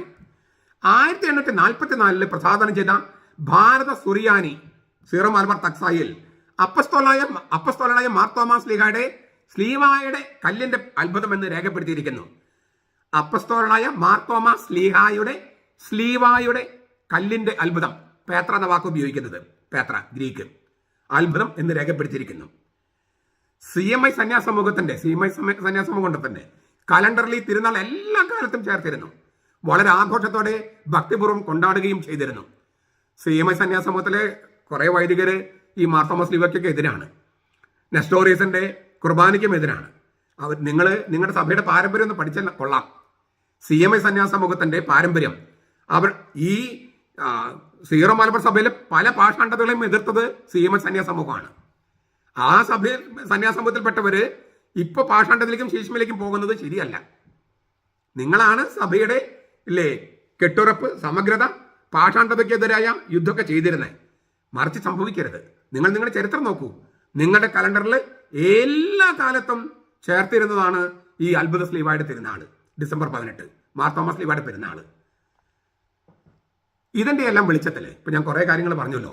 ഈ വർത്തമാന പുസ്തകം തൊട്ട് കുറെ കാര്യങ്ങൾ പറഞ്ഞു. ഇതിന്റെ എല്ലാം വെളിച്ചത്തിൽ 1959 റോമയിൽ നിന്ന് പ്രസാധനം ചെയ്ത ഓർദോ സെലബ്രാസിയോണിസ് ഖുദാശ എന്ന ചെറുപുസ്തകത്തിൽ 6-ാം നമ്പറിൽ ഇങ്ങനെ ചേർത്തിരിക്കുന്നു. ഇതാണ് പുസ്തകം. ഓർദോ സെലബ്രാസിയോണിസ് ഖുദാശ റോമ 1959. നിങ്ങൾക്ക് മനസ്സിലാവുന്നുണ്ടോ? ഇതിനകത്ത് 1959 ഇതിലത്തെ 6-ാമത്തെ നമ്പറിൽ, ഇത് റോമയിൽ നിന്നുള്ള നിർദ്ദേശമാണ്, പേജ് 5 6-ാമത്തെ നമ്പറിൽ 1, 2, 3, 4-ാമത്തെ പാരഗ്രാഫ്, 6-ാമത്തെ നമ്പറിൽ 4-ാമത്തെ പാരഗ്രാഫ് ഞാൻ വായിക്കുക. പൈന കൊത്തിൻ കാപ്പയ്ക്ക് തുല്യമാണ്. മുൻവശം തുറന്നതും കൊളുത്തിട്ട് ബന്ധിച്ചതുമാണ്. പുറകിൽ അത്ര വലുതല്ലാത്ത മാർ തോമസ് ലീവായാൽ അലങ്കൃതമാണ്. ഗ്രീക്ക് കുരിശെന്നും ഇതിനെ പറയുന്നു. വിളുമ്പുകളെല്ലാം ചുറ്റും ബോർഡറുകളാൽ അലങ്കൃതമാണ്. സിൽക്ക് കൊണ്ടോ മറ്റു വിലപിടിപ്പുള്ള തുണി കൊണ്ടോ ഉണ്ടാക്കുന്നു. അതിന് നിറത്തെപ്പറ്റി യാതൊരു പ്രത്യേക നിബന്ധനയും നിലവിലില്ല. പൈന എന്ന് പറഞ്ഞാൽ ലത്തീൻ സഭയിൽ കാപ്പ എന്ന് പറയും. നമ്മൾ സുറിയാനി സഭയിൽ പൈന എന്ന് പറയും. ഏറ്റവും പുറത്തിരുന്ന കുപ്പായം വൈദികൻ കുർബാന അർപ്പിക്കുമ്പോൾ. മുൻവശം തുറന്നിരിക്കുന്നതും കൊളുത്തിട്ട് ബന്ധിച്ചതുമാണ് ഈ പൈന. പുറകിൽ അത്ര വലുതല്ലാത്ത മാർ തോമസ് ലീവായാൽ അലങ്കൃതമാണ്. മാർ തോമസ് ലീവ, ഇത് കൂദാശയ്ക്ക് ചെയ്യേണ്ട കാര്യങ്ങൾ, പൗരത്വ സഭകൾക്ക് വേണ്ടിയുള്ള തിരുസംഘം, കൂദാശയുടെ ആഘോഷക്രമം, സീറോ മലബാർ സഭയുടെ ഉപയോഗത്തിന് അങ്ങനെയാണ് നൽകിയിരിക്കുന്ന റോമിൽ നിന്ന്. അതുകൊണ്ട് മാർ തോമസ് ലീവ ഉപയോഗിക്കണമെന്ന് റോമിൽ നിന്ന് 1959 നിർദ്ദേശമുണ്ട്. അപ്പൊ ഔദ്യോഗികമായിട്ട് ഇത് ഉപയോഗിക്കണമെന്ന് ഔദ്യോഗികമായിട്ട് അറിയിച്ചിട്ടുണ്ടോ എന്ന ചോദ്യത്തിന് ഉത്തരം കിട്ടിയോ? 1959 അങ്ങനെ 1959 നൽകാനുള്ള കാരണം ചരിത്രം ഞാൻ പറഞ്ഞു കഴിഞ്ഞു ഓൾറെഡി. എന്തുകൊണ്ടാണ് 1959 റോമിൽ നിർദ്ദേശം നൽകിയത്? ഈ 1565 രക്തം വീർത്ത അത്ഭുത കുരിശ, മൈലാപ്പൂരിലെ കുരിശ് സ്ലീവ. 1653 ഈ കൂനകൾ സത്യത്തിന് ശേഷം അതിൽ പിരിഞ്ഞു പോയവര് അവരും ഈ തിരുനാൾ ആഘോഷിക്കുന്നുണ്ട്. കത്തോലിക്ക സഭയിൽ നിന്ന് പിരിഞ്ഞു പോയവര്, ഓർത്തഡോക്സ് യാക്കോബൈ സഭകളെ പറയണേ. 1734 മുളന്തുരത്തിൽ വെച്ചുണ്ടാക്കിയ കലണ്ടറിൽ മൈലാപ്പൂർ അത്ഭുത സ്ലീവായുടെ തിരുനാളുണ്ട്. 1844 പ്രസാദനം ചെയ്ത ഭാരത സൂര്യാന തക്സയില് ഇതുണ്ട്. പിന്നെ CMI സന്യാസ സമൂഹത്തിന്റെ. അപ്പം എത്രയും നൂറ്റാണ്ടുകളായിട്ട് പാരമ്പര്യമാണ്, നമ്മുടെ വിശ്വാസത്തിന്റെ ആചാരമാണ്.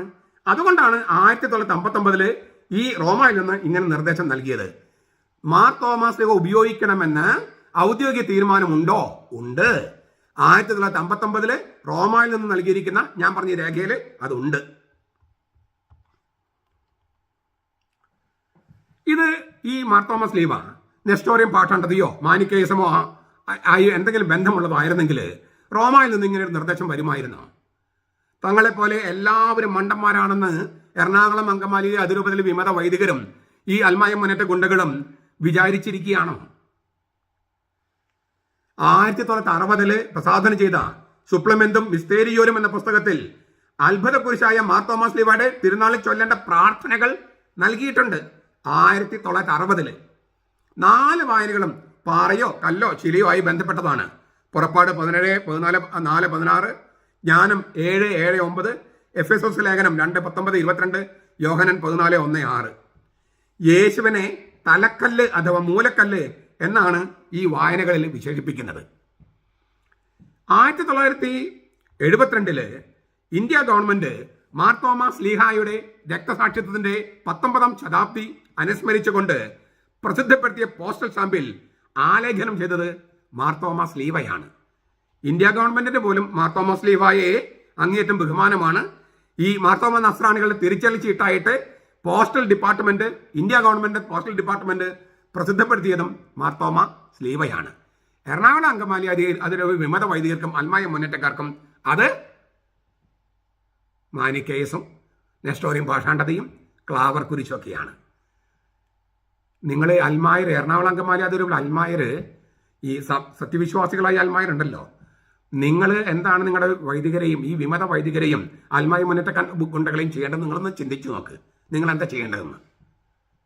ഈ ഏതാനും പേർക്ക് വേണ്ടിയിട്ട് ഇത്രയും മനോഹരമായ എറണാകുളം അങ്കമാലി അതിരൂപതയെ നശിപ്പിക്കണോ? നിങ്ങൾ അൽമായർ വിചാരിച്ചാൽ നടക്കില്ലേ ഇവരെ കെട്ടുകെട്ടിക്കാൻ? നിങ്ങൾ മെത്രാൻ കൽപ്പിക്കട്ടെ, മാർപ്പാപ്പ കൽപ്പിക്കട്ടെ എന്നൊക്കെ പറഞ്ഞ് കൽപ്പിച്ചാൽ പോരല്ലോ, നടപ്പാക്കണം നിങ്ങളല്ലേ വേണ്ടത്. ഇങ്ങനെ ആഭിചാര കുർബാന ചൊല്ലി അച്ഛൻ ഞങ്ങൾക്ക് വേണ്ട എന്ന് ആ ഇടവകയിൽ അൽമായർക്ക് തീരുമാനിച്ചാൽ തീർന്നില്ലേ അച്ഛൻ്റെ കഥ? ഈ അൽമായ മുന്നേറ്റ ഗുണ്ടകൾ വരുമ്പോൾ നിങ്ങൾ ഇവിടെ കടക്കാൻ പറ്റില്ല എന്ന് പറയാൻ നിങ്ങളെ ഓരോ ഇടവകയിലും അൽമായർ വിചാരിച്ചാൽ നടക്കില്ലേ? അല്ല, നടക്കില്ലേ? ഈ കത്തോലിക്ക സഭയ്ക്ക് പോലീസും പട്ടാളവും ഇല്ല, ഉള്ളത് തൻ്റെ ഇടമുള്ള അൽമായരാണ്. ഇങ്ങനെ വിമത പ്രവർത്തനം നടത്തുന്ന അച്ചോ ഞങ്ങളുടെ ഇടവകയിൽ നടക്കില്ല എന്ന് പറയാൻ നിങ്ങൾ എന്താ ഒരുമിക്കാത്തത്? തോമസ് ഇന്ത്യയിൽ വന്നിട്ടില്ലെന്ന് യാതൊരു തെളിവുകളും ഹാജരാക്കാതെ പ്രസ്താവിച്ച ഇടമാർഗാണല്ലോ ആണോ ഈ എറണാകുളം അങ്കമാലി അതിരൂപതയുടെ തലതൊട്ടപ്പൻ, രക്ഷകൻ? നിങ്ങൾ ഗൗരവത്തോടെ ചിന്തിക്കണം. ഞങ്ങൾ അൽമായർ എന്ത് ചെയ്യാനാണെന്ന് ചോദിച്ചാൽ നിങ്ങൾക്ക് അൽമായരെക്കാണ് ചെയ്യാനുള്ളത്. നിങ്ങളാണ് ഈ ആഭിചാര കുർബാന ചൊല്ലി അച്ഛന്മാരെ ഞങ്ങൾക്ക് വേണ്ട, സഭയുടെ കുർബാന ചൊല്ലാത്ത അച്ഛന്മാരെ ഞങ്ങൾക്ക് വേണ്ട, ഒരു അൽമായ മുന്നേറ്റം കൊണ്ട് ഞങ്ങളുടെ കോമ്പൗണ്ട്, ഞങ്ങളുടെ പള്ളിയുടെ കോമ്പൗണ്ടിൽ കടക്കാൻ പറ്റില്ല എന്ന് നിങ്ങളും തീരുമാനിച്ചു നോക്കിയേ. എത്ര ദിവസം എടുക്കും ഈ പ്രശ്നം തീരാൻ? ഞാൻ മുകളിലുള്ള ഒരു തീരുമാനം എടുക്കേണ്ടെന്നോ അവർക്ക് ഉത്തരവാദിത്തമില്ലെന്നോ ഒന്നുമല്ല ഞാൻ പറയുന്നത്. പക്ഷെ തീരുമാനം എടുത്താലും നടപ്പാക്കണമെങ്കിൽ എറണാകുളം അങ്കമാലി അതിരൂപത അൽമായർ 98% വരുന്ന അൽമായർ സഭയുടെ കൂടെയുണ്ട്. ഉണ്ടെന്ന് പറഞ്ഞാൽ പോരല്ലോ, ഇപ്പൊ തീരുമാനം എടുക്ക്. ഈ ഡിസംബർ 18 നാളെ നമുക്ക് മാർത്തോമ സ്ലീവ ഇവിടെ വേണമെന്ന് പറയാനുള്ള ചങ്കൂറ്റം നിങ്ങൾ കാണിക്കുക. ഇത് അത്ഭുത സ്ലീവയുടെ തിരുനാളാണ്, ഇവിടെ വേണം. എറണാകുളത്ത് പല പള്ളികളിൽ ഉണ്ടല്ലോ. ഇനി എങ്ങാനും ഈ മാർത്തോമ സ്ലീവായെ ക്ലാവർ കുരിച്ചെന്നും പറഞ്ഞ് ഏകം മീഡിയയിൽ വന്നാൽ ആ മീഡിയ ഞങ്ങൾ ബോയ്ക്കോട്ട് ചെയ്യുമെന്ന് തീരുമാനിക്കാൻ നിങ്ങൾക്ക് പറ്റില്ലേ? അതിന് ബോസ്കോ പിതാവിന്റെയും തട്ടിൽ പിതാവിന്റെയും മാർപ്പാപ്പയുടെയും കൽപ്പന കാത്തിരിക്കണോ? ഇത് ബോയ്ക്കോട്ട് ചെയ്യാൻ നിങ്ങൾക്ക് ആരാണ് പറഞ്ഞു തരേണ്ടത്? പിന്നെ 1986 ലഭിച്ചത് ജോൺ പോൾ രണ്ടാമൻ മാർപ്പാപ്പ ഭാരത സന്ദർശനത്തിന് വന്നല്ലോ. അതനുബന്ധിച്ച് വത്തിക്കാൻ ഔദ്യോഗിക പത്രമായ ലൊസർവത്താരോ റൊമായനിൽ പ്രസിദ്ധപ്പെടുത്തിയ ലേഖനത്തോടു കൂടെ ചേർത്തിരുന്നത് മാർത്തോമ സ്ലീവയാണ്. എന്നിട്ട് അദ്ദേഹം 1986 മൈലാപ്പൂരില് മൈലാപ്പൂരിൽ അത്ഭുത സ്ലീവ സന്ദർശിച്ച് പ്രാർത്ഥിച്ചു. സുറിയാനി കൽദായ കത്തോലിക്ക സഭ എന്ന സീറോ മലബാർ സഭയുടെ ഔദ്യോഗിക ചിഹ്നമാണ് മാർത്തോമ സ്ലീവ എന്ന് 1996 ഇതേ പത്രം ലൊസർവത്താരോ റൊമാനോ സഭയുടെ ഔദ്യോഗിക പത്രം സാക്ഷ്യപ്പെടുത്തി. ഇത്തരം തെളിവുകളൊന്നും പോരെ നിങ്ങൾക്ക്? എറണാകുളം അങ്കമാലിലെ വിമത വൈദികരുടെ അൽമായ മുന്നേറ്റക്കാരോട് ഞാൻ ചോദിക്കുന്നത്. 1997 father Joseph Vazhuthanapally the biblical and archaeological foundations of Malabar cross എന്ന പുസ്തകം മാർപ്പാപ്പയ്ക്ക് സമർപ്പിച്ചപ്പോൾ അദ്ദേഹത്തിന് മാർപ്പാപ്പ നൽകിയ പ്രതികരണം ഇതായിരുന്നു: മാർത്തോമ സ്ലീവ പുരാതന ക്രൈസ്തവ കലയ്ക്ക് ഭാരതത്തിൽ നിന്നുള്ള മകുടോദാഹരണമാണ്. ഭാരതത്തിൽ സഭയെ ഈ പ്രതീകം വഴി അതിപുരാതന പട്ടികയിൽ ഉൾപ്പെടുത്താവുന്നതാണ്. വിശുദ്ധ ജോൺ പോൾ രണ്ടാമൻ മാർപ്പാപ്പയുടെ വാക്കുകളാണ്. മാർത്തോമ സ്ലീവ പുരാതന ക്രൈസ്തവ കലയ്ക്ക് ഭാരതത്തിൽ നിന്നുള്ള ഒരു മകുടോദാഹരണമാണ്. ഭാരതത്തിലെ സഭയെ ഈ പ്രതീകം വഴി അതിപുരാതന പട്ടികയിൽ ഉൾപ്പെടുത്താവുന്നതാണ്. ഇത് നശിപ്പിക്കാനാണ് എറണാകുളം അങ്കമാലി അതിരൂപതയിലെ വിമത വൈദികരും അൽമായ മുന്നേറ്റ ഗുണ്ടകളും ശ്രമിക്കുന്നത്. വിശുദ്ധനായ ജോൺ പോൾ രണ്ടാമൻ മാർപ്പാപ്പയുടെ വാക്കുകൾ തൃണവൽഗണിക്കാൻ, പുല്ലുപോലെ വലിച്ചെറിയാനാണ് അവർ പറയുന്നത്. ഇത് കേട്ടിരിക്കണോ വേണ്ടയോ എന്ന് എറണാകുളം അങ്കമാലി അതിരൂപതയിലെ അൽമായ സത്യവിശ്വാസികളായ അൽമാര് ചിന്തിക്കണം. നിങ്ങൾ തീരുമാനിച്ചാൽ പ്രശ്നം തീരും. നിങ്ങൾ തീരുമാനിച്ചാൽ പെട്ടെന്ന് തീരും. ഇത്രയും വലിയ സാക്ഷ്യങ്ങളും പാരമ്പര്യങ്ങളും പൈതൃകങ്ങളുമാണ് ഈ എറണാകുളം അങ്കമാലി അതിരൂപതയിലെ വിമത വൈദികരെ നശിപ്പിക്കാൻ ശ്രമിക്കുന്നത്, അൽമായ മുന്നേറ്റ ഗുണ്ടകൾ തകർക്കാൻ ശ്രമിക്കുന്നത്. ഒരു കാര്യം അവരറിയിക്കാൻ ആഗ്രഹിക്കുകയാണ്: സുറിയാനി കൽദായ കത്തോലിക്ക സഭ എന്ന സീറോ മലബാർ സഭ, ആ സഭയിലെ അംഗങ്ങളാണ് ഞങ്ങൾ. ഞങ്ങളുടെ തൊണ്ടയിൽ ശ്വാസമുള്ളിടത്തോളം നിങ്ങളുടെ ഒരു വേലയും നടക്കില്ല. വിമത വൈദികരെ, അൽമായ മുന്നേറ്റ ഗുണ്ടകളെ, നിങ്ങൾ എത്ര അധികം പേരെ ക്യാപ്സ്യൂൾ കൊടുത്തിട്ട് ഈ കമന്റ് ബോക്സിൽ എഴുതുവാൻ ഇട്ടാലും നിങ്ങളുടെ ഒരു വേലയും നടക്കില്ല. നിങ്ങൾ നശിക്കാൻ കോപ്പുകുട്ടി ഇറങ്ങിയിരിക്കുകയായിരിക്കാം, പക്ഷേ ഞങ്ങളെ തകർക്കാൻ കഴിയില്ല. കാരണം ഞങ്ങളുടെ പക്ഷത്ത് സത്യമുണ്ട്, തിരുവചനമുണ്ട്, പൈതൃകമുണ്ട്, പാരമ്പര്യമുണ്ട്, സാക്ഷ്യങ്ങളുണ്ട്. ഇതൊക്കെ തട്ടിത്തേർപ്പിക്കാൻ നിങ്ങൾക്ക് എങ്ങനെ കഴിയും? നിങ്ങളുടെ കയ്യിലുള്ളത് എന്താണ്? രണ്ട് സംഗതികൾ. ഒന്ന് പിശാച്, പിന്നെ പിശാചിന്റെ ആയുധമായ നുണ. ഇതല്ലാതെ വേറെ എന്തെങ്കിലും നിങ്ങളുടെ കയ്യിലുണ്ടോ? ഇനി ഈ മാർത്തോമാ ശ്ലീഹായുടെ ദൈവശാസ്ത്രം കൂടി നമുക്കൊന്ന് പരിശോധിക്കാം. ലോകത്ത് 400ഓളം തരത്തിലുള്ള കുരിശുകളുണ്ട്. എറണാകുളം അങ്കമാലി അതിരൂപതയിലും കന്യാസ്ത്രീമാരില്ലേ, അച്ഛന്മാരില്ലേ? നിങ്ങൾ കന്യാസ്ത്രീമാരുടെയും അച്ഛന്മാരുടെ ഇരിക്കുന്ന കുരിശുകൾ എല്ലാ കുരിശും ഒരുപോലെയാണോ? അല്ലല്ലോ. കർമ്മലിത്തക്കാരുടെ കുരിശ് പോലെയാണോ ക്ലാരിസ്റ്റുകളുടെ കുരിശുകൾ? അതുപോലെയാണോ ഹോളി ഫാമിലിയുടെ? പലതരം കുരിശുകളുണ്ട്. 400ഓളം തരത്തിലുള്ള കുരിശുകൾ ഈ 20-ാം നൂറ്റാണ്ടിന്റെ അവസാനം വരെയുണ്ട്. 21-ാം നൂറ്റാണ്ടായപ്പോൾ പിന്നെയും വേറെ ഉണ്ടായിരിക്കും. ഓരോന്നും ഈശോ മിശിഹ എന്ന മഹാരഹസ്യത്തിന്റെ ഓരോ ചക്രവാളങ്ങൾ ആവിഷ്കരിക്കുകയാണ്. യേശു ക്രിസ്തു കുരിശിൽ കിടന്ന ആ കുരിശ് നമ്മൾ ചുമന്നോട്ട് നടക്കുകയല്ലല്ലോ ചെയ്യണേ.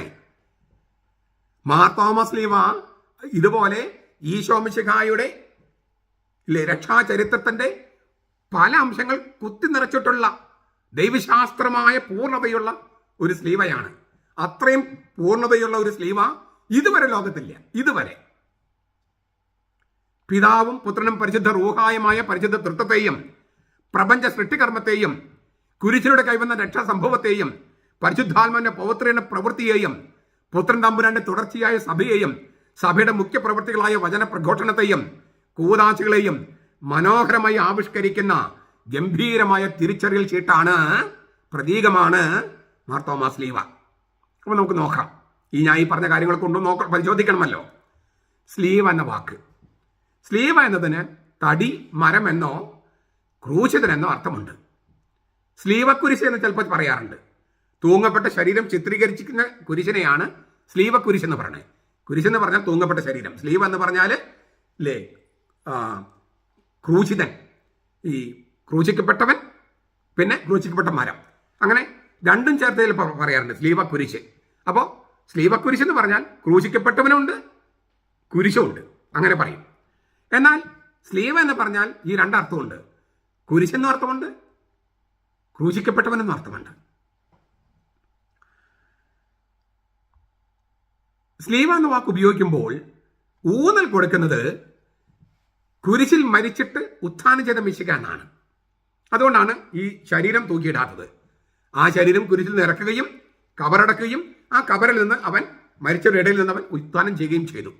കുരിശിൽ ശരീരം വെള്ളിയാഴ്ച മരിച്ചു, വെള്ളിയാഴ്ച തന്നെ കുരിശിൽ നിന്ന് ഇറക്കി, ഇല്ലേ? ശരീരം ഇറക്കി, എന്നിട്ട് അടക്കി, 3 ദിവസം ഉത്ഥാനം ചെയ്തു. അപ്പോൾ ശ്ലീഹ എന്നതുകൊണ്ട് ഉദ്ദേശിക്കുന്നത് കുരിശിൽ മരിച്ചിട്ട് കബറടക്കപ്പെട്ടിട്ട് അവിടെ നിന്ന് 3 ദിവസം ഉത്ഥാനം ചെയ്ത ഈ 3 കാര്യങ്ങളും ഒരുമിച്ച് കുരിശിൽ മരിച്ചു, കുരിശിൽ നിന്ന് ഇറക്കി, അടക്കപ്പെട്ടു, ഉത്ഥാനം ചെയ്തു. ഈ കാര്യത്തിനാണ് ശ്ലീഹ എന്ന വാക്കുകൊണ്ട് ഊന്നൽ കൊടുക്കുന്നത്. അതുകൊണ്ട് തന്നെയാണ് ശ്ലീഹയെ പുരോഹിത വസ്ത്രമായ ഊറാല അല്ലെങ്കിൽ ഊറാറ അണിയിക്കുന്നത്. ദുഃഖവെള്ളിയാഴ്ചത്തെ തിരുക്കർമ്മത്തില് ദുഃഖവെള്ളിയാഴ്ച ചെയ്യുന്ന ഒരു പ്രധാനപ്പെട്ട തിരുക്കർമ്മം എന്താണ്? ഈ ശ്ലീഹയെ കഴുകി തുടച്ച ശേഷം ബലിപീഠത്തിൽ കിടത്തുന്നു. ശ്ലീഹ വഹിച്ചുകൊണ്ടുള്ള പ്രദക്ഷിണ ശേഷം അത് ബേമയിൽ കിടത്തി വെള്ളത്തുണി കൊണ്ട് പൊതിയുന്നു. ഇതെല്ലാം ചെയ്യുന്നത് ശ്ലീഹയെ ഈശോയായി സങ്കല്പിച്ചുകൊണ്ടാണ്. ശ്ലീഹയെ തടിയായിട്ടല്ല, മരമായിട്ടല്ല, ഈശോയായിട്ട് സങ്കല്പിച്ചുകൊണ്ടാണ്. ഇക്കാരണത്താൽ തന്നെയാണ് മാർ ശ്ലീഹ എന്ന് പറയുന്നത്. മാർ എന്ന് പറഞ്ഞാൽ എൻ്റെ കർത്താവ്. അതൊരു വ്യക്തിയോട് ആദരവ് കാണിക്കാൻ ഉപയോഗിക്കുന്ന വാക്കാണ്, അല്ലേ? മൈ ലോർഡ് എന്ന് പറയുമ്പം മാർ റാഫേൽ തട്ടിൽ, മാർ പോളി കണ്ണൂക്കാടൻ, മാർ ജോർജ് ആലഞ്ചേരി, മാർ കൂവക്കാട്, ഇങ്ങനെയൊക്കെ പറയുമ്പോൾ മാർ എന്ന് ഉപയോഗിക്കുന്നത് ഒരു വ്യക്തിയെ, അല്ലേ? നമ്മളിപ്പം കോടതിയിൽ യുവർ ഓണർ എന്ന് പറയില്ലേ, അതുപോലെ ഉപയോഗിക്കുന്ന വാക്കാണ്. എൻ്റെ കർത്താവ് എന്നാണ് അർത്ഥം, പക്ഷേ അതൊരു ബഹുമാനാർത്ഥം ഉപയോഗിക്കുന്ന വാക്കാണ്, അല്ലേ? മാർ റാഫേൽ തട്ടിൽ. ആ തരത്തിൽ മാർ ശ്ലീഹ, അതായത് ഒരു വ്യക്തിയെ ആദരിക്കാൻ വേണ്ടി ഉപയോഗിക്കുന്ന വാക്ക് സ്ലീവയുടെ മുമ്പിൽ കൊടുക്കുക. കാരണം എന്താ? സ്ലീവയെ ഒരാളായിട്ടാണ് സങ്കല്പിക്കുന്നത്. ആ ആളാരാണ്? ഈശോ മിശിഹാ. 1318 മാർ അബ്ദീഷ പറയാണ്, ഒരു സഭാപിതാവല്ല, ഒരു സുറിയാനി വ്യാഖ്യാതാവ് പറയാണ്, കൊല്ലപ്പെട്ടവൻ, ആരാധ്യൻ എന്നീ വിശേഷണങ്ങളും പോലെ മിശിഹായ്ക്ക് ചേർന്ന വിശേഷണമാണ് ക്രൂശിതൻ. അത് മരത്തിനും സ്വർണത്തിനും വെള്ളിക്കും ചേർന്നതല്ലോ. ക്രൂശിതനിലൂടെ രക്ഷയും നവീകരണം കൈവന്നു എന്ന വിശ്വാസമാണ് സഭയുടെ അടിസ്ഥാനം. മുമ്പിലുള്ള വെറും ഒരു വസ്തുവിനോടല്ല, ക്രൂശിതനോടാണ്. അല്ല, അതിലുപരി കുരിശുമരണത്തോടെ നമ്മെ രക്ഷിക്കാനായി സ്വന്തം പുത്രൻ ഏൽപ്പിച്ചു കൊടുത്ത പിതാവിനോടാണ് നാം പ്രാർത്ഥിക്കുന്നത്. ഈ സത്യം അനുസ്മരിച്ചുകൊണ്ട് യാമപ്രാർത്ഥനയിൽ നാം ഇങ്ങനെ ചൊല്ലുന്നു: സ്ലീവ ലോകത്തെ മുഴുവൻ ഭരിക്കുന്നു. അല്ലയോ ജ്ഞാനികളും വിശുദ്ധരുമായ വൈദികരെ, ഇത് ആടുകൾക്ക് തലവനായി സ്ലീവ നിങ്ങളെ നിയമിച്ചിരിക്കുന്നു. യാമപ്രാർത്ഥന വീണ്ടും നാം ചൊല്ലുന്നു: ഉന്നതങ്ങളിൽ വാഴുന്ന സ്ലീവായെ, ആഴങ്ങളെ സമാധാനപ്പെടുത്തണമേ. ഈ സ്ലീവ എന്ന് വിളിച്ചാൽ ഈശോ എന്ന് വിളിക്കുന്നതിന് തുല്യമാണ്. സ്ലീവയെ ആളായിട്ടാണ്, ഈശോ മിശിഹായിട്ടാണ് സുറിയാനി കൽദായ കത്തോലിക്ക സഭ എന്ന സീറോ മലബാർ സഭയിൽ കാണുന്നത്. അപ്പൊ സ്ലീവ് എന്ന വാക്കിന്റെ 5 അർത്ഥങ്ങൾ ഞാൻ പറഞ്ഞു. 3 പടികൾ. ഈ സ്ലീവ സഭ 3 പടികൾ. കാൽവരി അഥവാ ഗാഗുൽത്തായുടെ പ്രതീകമാണ് 3 പടികൾ. അവിടെ ക്രൂശിക്കപ്പെട്ടവന്റെ പാർശ്വത്തിൽ നിന്ന് ജീവജലത്തിലും ജീവരക്തത്തിലും സഭ പിറന്നു, ഇല്ലേ, ഗാഗുൽത്തായിൽ. അതിനാൽ ഗാഗുൽത്ത സഭയുടെ ജന്മസ്ഥലമാണ്, ഇല്ലേ. കർത്താവിന്റെ കുരിശിൽ കിടക്കുന്ന കർത്താവിന്റെ പാർശ്വത്തിൽ നിന്ന് ജീവജലവും ജീവരക്തവും മാമോദിസായിലും വിശുദ്ധ കുർബാനയിലും സഭ പിറന്നു വീഴുകയാണ്. അതിനാൽ തന്നെ ഗാഗുൽത്ത മലമേൽ ഉയർത്തപ്പെട്ട സ്ലീവ പുതിയ നിയമസഭയുടെ പ്രതീകമാണ്. അപ്പോ ഗാഗുൽത്തായുടെ 3 പടികൾ, അതിന് മുകളിൽ സ്ലീവ. അവിടെ ആ സ്ലീവായിൽ നിന്നാണ്, അല്ലേ, അവന്റെ പാർശ്വത്തിൽ നിന്നാണ് ജീവജലത്തും ജീവരക്തത്തിനും സഭ പിറന്നു വീണത്. അതിനാൽ ഗാഗുൽത്ത മലമേൽ ഉയർത്തപ്പെട്ട സ്ലീവ പുതിയ നിയമസഭയുടെ പ്രതീകമാണ്, സഭയുടെ ജന്മസ്ഥലമാണ്. ഇപ്പൊ നോക്കുക, ഈ സഭാശാസ്ത്രവും ക്രിസ്തുശാസ്ത്രവും ഒക്കെ ഒന്നിക്കുകയാണ്. ഈ ബന്ധത്തെക്കുറിച്ച് വിശുദ്ധ അപ്രയം ഇങ്ങനെ പറയുന്നു: ഗാഗുൽത്ത മലമുകളിൽ അവന്റെ സ്ലീവ അവർ ഉയർത്തി, അവർ താഴേക്കിറങ്ങി അതിന് ചുവട്ടിൽ നിന്നു. അവന്റെ സഭയുടെ ദർപ്പണമാണ് ഗാഗുൽത്ത. അവൻ തന്റെ സത്യത്തിന്റെ ഉയരങ്ങളിൽ അതിനെ പണിതുയർത്തി. ഇന്നും സഭയുടെ അടിസ്ഥാനം ഗാഗുൽത്ത തന്നെ. സ്ലീവായിൽ ഈശോ തന്റെ സഭയെ പൂർണ്ണമാക്കി. ആണികൊണ്ട് സ്ലീവായിൽ തറയ്ക്കപ്പെട്ടപ്പോൾ അവൻ തന്റെ സഭയുടെ പൂർണ്ണത നേടിയെടുത്തു. ഇതിനെക്കുറിച്ച് ഒരുപാട് നീണ്ട നേരം വ്യാഖ്യാനം നൽകാനുള്ള സംഗതിയാണ് മാർ എപ്രേം പറയുന്നത്. നമ്മളത് അതിലേക്ക് കടക്കുന്നില്ല. 3 എന്നത് പരിശുദ്ധ തൃത്വത്തിന്റെ പ്രതീകമാണ്. 3 പടികൾ. 3 കുരിശിൽ കിടന്നുകൊണ്ട് ഈശോ പറഞ്ഞു, പിതാവേ, അങ്ങയുടെ കരങ്ങളിൽ എന്റെ ആത്മാവിനെ സമർപ്പിക്കുന്നു. പിന്നെ തല ചായച്ച് അവൻ ആത്മാവിനെ സഭയ്ക്ക് കൈമാറി. ഈശോയുടെ അമ്മയോടൊപ്പം നിന്ന ഈശോ സ്നേഹിച്ച ശിഷ്യന് പരിശുദ്ധ റൂഹായെ കൈമാറി. അതായത് ഈശോയുടെ അവസാന ശ്വാസം പരിശുദ്ധ റൂഹായെ കാറ്റെന്നർത്ഥമുണ്ട്, ശ്വാസം എന്നർത്ഥമുണ്ട്. കുരിശിൽ കിടക്കുന്ന ഈശോയുടെ അവസാന ശ്വാസം പരിശുദ്ധ റൂഹായെ കൈമാറുന്ന നിമിഷമാണ്. പിതാവും പുത്രനും പരിശുദ്ധ റൂഹായും ഗാഗുൽത്തായിൽ സന്നിഹിതമായിരിക്കുന്നു. യോഹന്നാൻ 19:30 അങ്ങനെയുണ്ട്: he reclined his head and handed over the spirit. അങ്ങനെയാണ് തർജ്ജമ വേണ്ടത്. അവൻ തല ചായച്ച് പരിശുദ്ധ റൂഹായെ, ആത്മാവിനെ സഭയ്ക്ക് സമർപ്പിച്ചു. യേശു സ്നേഹിച്ച ശിഷ്യന് സമർപ്പിച്ചു. ഈ സ്ലീവയാണ് നമ്മൾ ബേമയിൽ സ്ഥാപിക്കുന്നത് കുർബാനയ്ക്ക്. ചെറിയ ഗാഗുൽത്തായുടെ പ്രതീകമാണ് ബേമ. എന്ന ചെറിയ ഗാഗുൽത്തായിൽ വെച്ച് സഭയെ കെട്ടിപ്പടുക്കുന്ന ദൈവജന പ്രഘോഷം ചെയ്യപ്പെടുന്നു. അതിന് നാം 3ാം സ്വർഗമായി പറുദീസ എന്ന് വിളിക്കുന്നു, ചെറിയ ഗാഗുൽത്തായെ. 2 കൊരിന്തോസ് 12:1-4. ആ പറുദീസയ്ക്ക് ആദ്യ മാതാപിതാക്കൾ തോട്ടവുമായി ബന്ധമുണ്ട്. അതിനെയും പറുദീസ എന്നാണ് വിളിക്കുന്നത്. ഉൽപ്പത്തി 2-ാം അധ്യായത്തിലെ ചെറിയ ഗാഗുൽത്തായ പറുദീസയെയും സ്വർഗത്തിന്റെ 7ാം സ്വർഗത്തിന്റെ പ്രതീകമായ അൾത്താരയെയും ലിറ്റർജി ബന്ധിപ്പിക്കുകയാണ്.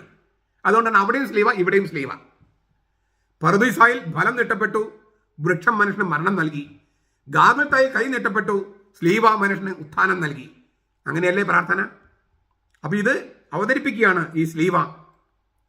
ഇനി അതിന്റെ ഇലകളും ഫലങ്ങളും.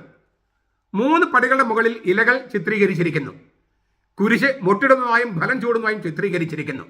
ഇത് തോട്ടത്തെ സൂചിപ്പിക്കുന്നു. പറുദീസായും ഗത്സമനിയും, ഇല്ലേ, ഗാഗുൽത്തായും ഒക്കെ തോട്ടമായിരുന്നു. പറുദീസ തോട്ടമായിരുന്നു, ഉൽപ്പത്തി 2. ഗത്സമനിയും ഗാഗുൽത്തായും തോട്ടമായിരുന്നു, യോഹന്നാൻ 19:41. പറുദീസയിലെ ജീവന്റെ വൃക്ഷത്തിന്റെ സ്ഥാനത്ത് ഗാഗുൽത്താല് ജീവന്റെ വൃക്ഷമായ സ്ലീവ നിലകൊള്ളുന്നു എന്നർത്ഥം.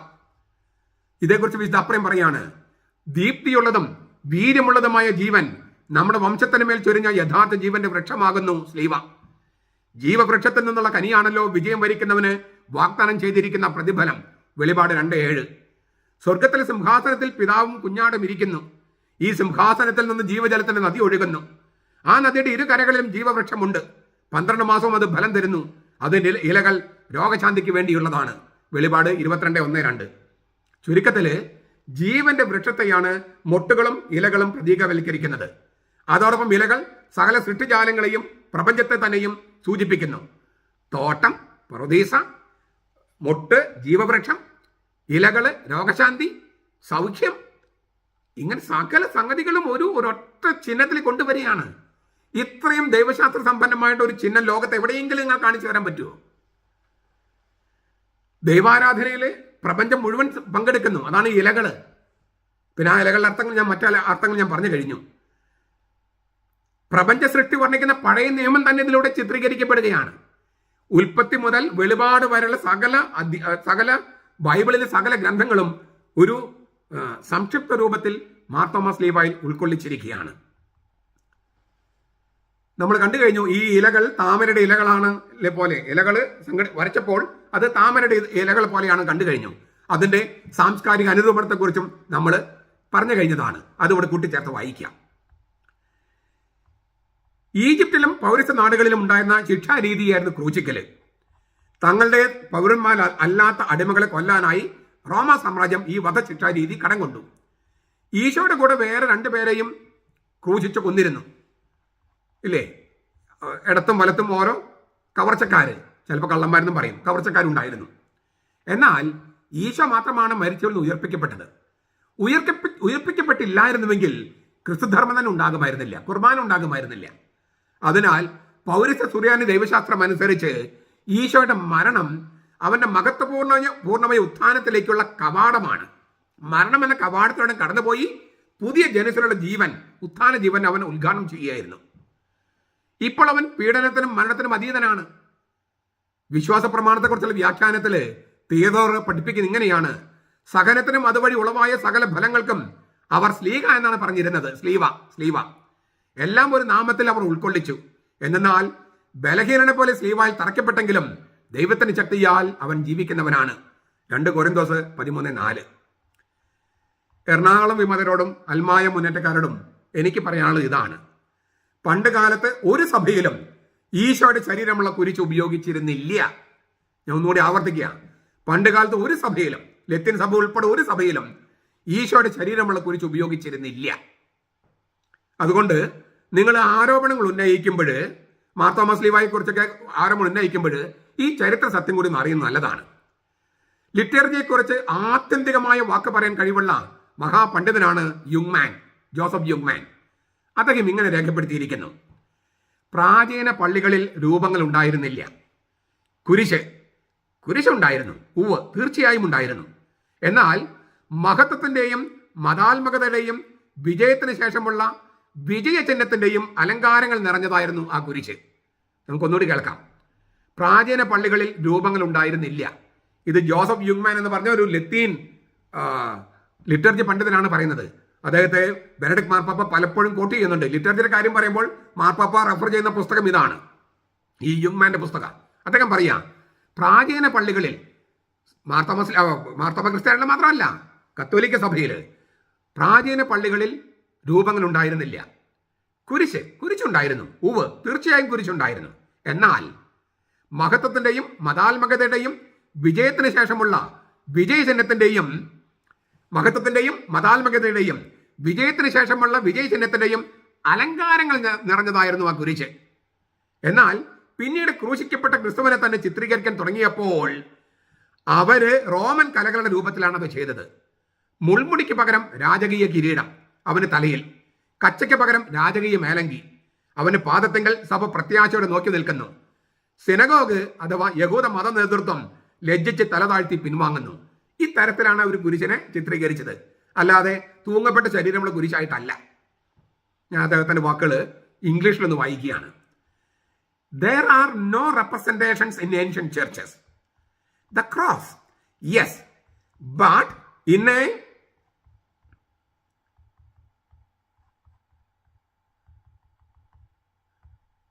stylized form as a cross of glory, as trepidation, as a victory sign created after the victory. But when later they began to represent the crucified Christ himself, they did so in Roman art. The cross is a king's throne. Instead of the thorns, there is a kingly crown upon his head. The linen cloth has become a regal robe. At his feet, the church looks up, full of trust, while the synagogue turns away in shame. Joseph യുങ്മാൻ pastoral liturgy എന്ന പുസ്തകത്തിലെ challenge publications 1962 page 392. Mar Aprem പറയാണ്, ഒരു രഥത്തിൽ എന്ന വണ്ണം ഈശോ തന്റെ കുരിശിൽ ജൈത്രയാത്ര ചെയ്യുകയായിരുന്നു. അവൻ കുരിശ് വഹിക്കുന്നതിന് പകരം കുരിശ് അവനെ വഹിക്കുന്ന ചില പ്രാചീന ചിത്രങ്ങളുണ്ട്. 2-ാം ശതകത്തിൽ എഴുതപ്പെട്ട അപ്പിസ്തോലോരും എന്ന പുസ്തകത്തില് ഈശോ ഇപ്രകാരം ശിഷ്യന്മാരോട് പറയുന്നതായി രേഖപ്പെടുത്തിയിരിക്കുന്നു: ജീവിക്കുന്നവരെയും മരിച്ചവരെയും വിധിക്കാൻ ഞാൻ ലോകത്തിലേക്ക് വരുമ്പോൾ എന്റെ സ്ലീവ എന്റെ മുമ്പേ പോകും. ക്രിസ്തുവിന്റെ ദ്വിതീയാഗമനവുമായി ബന്ധപ്പെടുത്തി തേജസ്സിന്റെ ചിഹ്നമായി സ്ലീവായി ഇവിടെ അവതരിപ്പിച്ചിരിക്കുകയാണ്. കബറടത്തെങ്കില് ഈശോയുടെ മൃതശരീരം തേടിയെത്തിയ സ്ത്രീകളോട് മാലാഖ ചോദിച്ചിരുന്നു, ജീവിച്ചിരിക്കുന്നവനെ മരിച്ചവരുടെ ഇടയിൽ തേടുന്നത് എന്തുകൊണ്ട്? ദേവാലയത്തിൽ അൾത്താര കർത്താവിന്റെ കബറിടമാണ്. അതായത് അവൻ മരിച്ചവരിൽ നിന്ന് ഉത്ഥാനം ചെയ്ത ഇടം. അവനെ മരിച്ചവരുടെ ഇടയിൽ തേടരുത്. മരിച്ചു കിടക്കുന്നവൻ മാത്രമാണ് എന്ന അർത്ഥത്തിലും തേടരുത്. മരിച്ചിട്ട് കബറടക്കപ്പെട്ടിട്ട് മരിച്ചവരുടെ ഇടയിൽ നിന്ന് ഉയർപ്പിക്കപ്പെട്ടവനാണ് ഈശോ. ഇതെല്ലാം ചിത്രീകരിക്കുന്ന ഒറ്റ ചിഹ്നമായിട്ടുണ്ടെങ്കിൽ അത് മാർ തോമസ് ലീവ മാത്രമാണ്. സ്വാഭാവികമായിട്ടൊരു പ്രശ്നമുണ്ട്. ഈ പറന്നിറങ്ങുന്ന അവരോഹണ രൂപത്തിലുള്ള പ്രാവ്, പരിശുദ്ധ റൂഹായുടെ പ്രതീകമായി പ്രാവ് സ്ലീവായുടെ മേൽ പറന്നിറങ്ങുന്നതായി ചിത്രീകരിച്ചിരിക്കുന്നു. ആ പ്രാവിനെ ആലങ്കാരികമായി അഗ്നിനാവായും ചിത്രീകരിക്കാറുണ്ട്. പ്രാവും അഗ്നിനാവും ഒരുമിച്ചാകുന്ന തരത്തിലും ചിത്രീകരിക്കാറുണ്ട്. അതും റൂഹായുടെ പ്രതീകമാണ്. അഗ്നിനാവുകൾ നടപടി ഗ്രന്ഥം 2-ാമത്തെ അധ്യായത്തിൽ കാണാം. പ്രാവിനെ രക്ഷയുടെയും സമാധാനത്തിനും അടയാളമായി ജലപ്രളയകാലത്ത് നോഹ കണ്ടു. ഉൽപ്പത്തി 8. ജലപ്രളയത്തെ മാമോദീസയുടെ പ്രതീകമായി സഭാപിതാക്കന്മാർ ആവിഷ്കരിക്കുകയും ചെയ്തു. യെരൂശലേം ദേവാലയത്തിലെ വഴിപാടുകളിൽ പ്രാവുണ്ടായിരുന്നു. ലേവ്യർ 1:14, 12:6-8, ലൂക്ക 2:24. ദേവാലയത്തിൽ പ്രാവിന്റെ ശബ്ദത്തെ ബത്ത്കോൽ എന്നാണ് വിളിച്ചിരുന്നത്. ബത്ത്കോൽ, സ്മോൾ വോയിസ് എന്നർത്ഥം. ബത്ത് എന്ന് പറഞ്ഞാൽ ഡോട്ടർ, മകള്.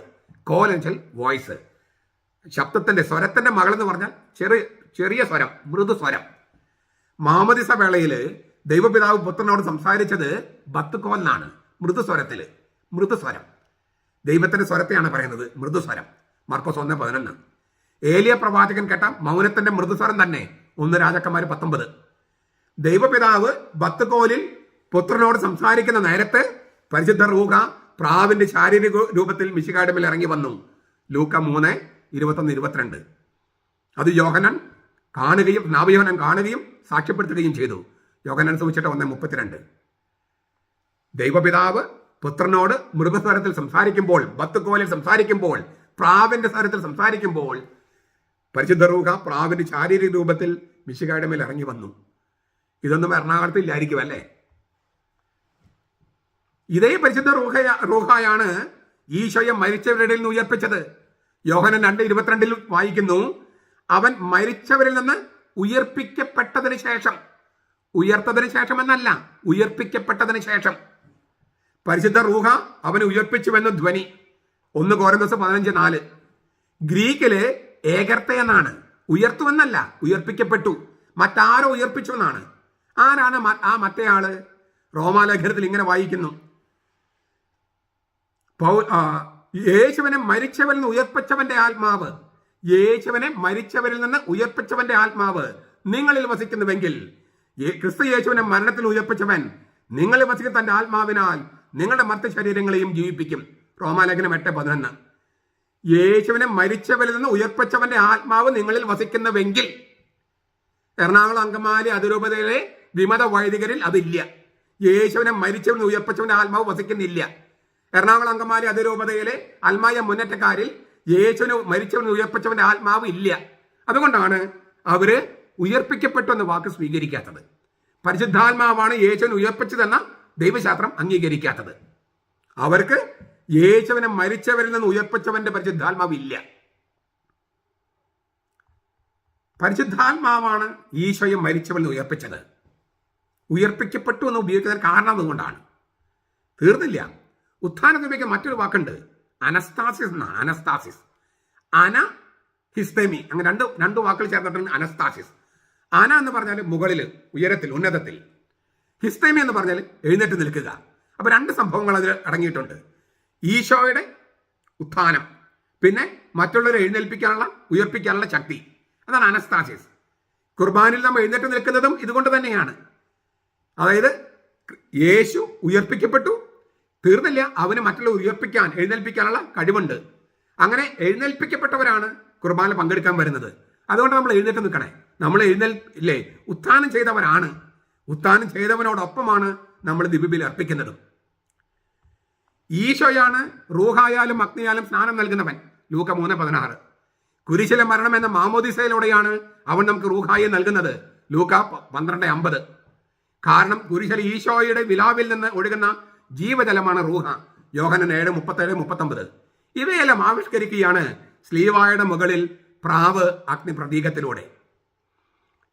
ഇത്രയും ദൈവശാസ്ത്രം ഒന്നിച്ച് കുത്തിനിറച്ചിരിക്കുന്ന മാർത്തോമാ സ്ലീവായെ എറണാകുളം അങ്കമാലി അതിരൂപതയിൽ വിമതരും അൽമായ മുന്നേറ്റ ഗുണ്ടകളും മാനിക്കയൻ പാഠാണ്ടത എന്ന് ആരോപിക്കുന്നത് എന്തുകൊണ്ട്?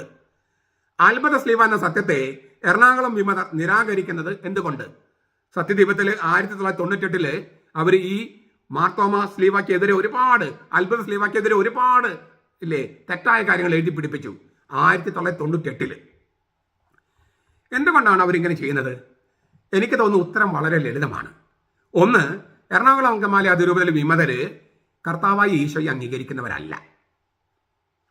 അവർ തോമാസ് ലീഹായെയും അംഗീകരിക്കുന്നില്ല. തോമസ് ലീഹ ഇന്ത്യയിൽ വന്നു എന്ന് അവർ വിശ്വസിക്കുന്നില്ല. വന്നിട്ടില്ലെന്ന് പ്രചരിപ്പിക്കുന്ന ശീഷ്മക്കാരാണ് അവര്.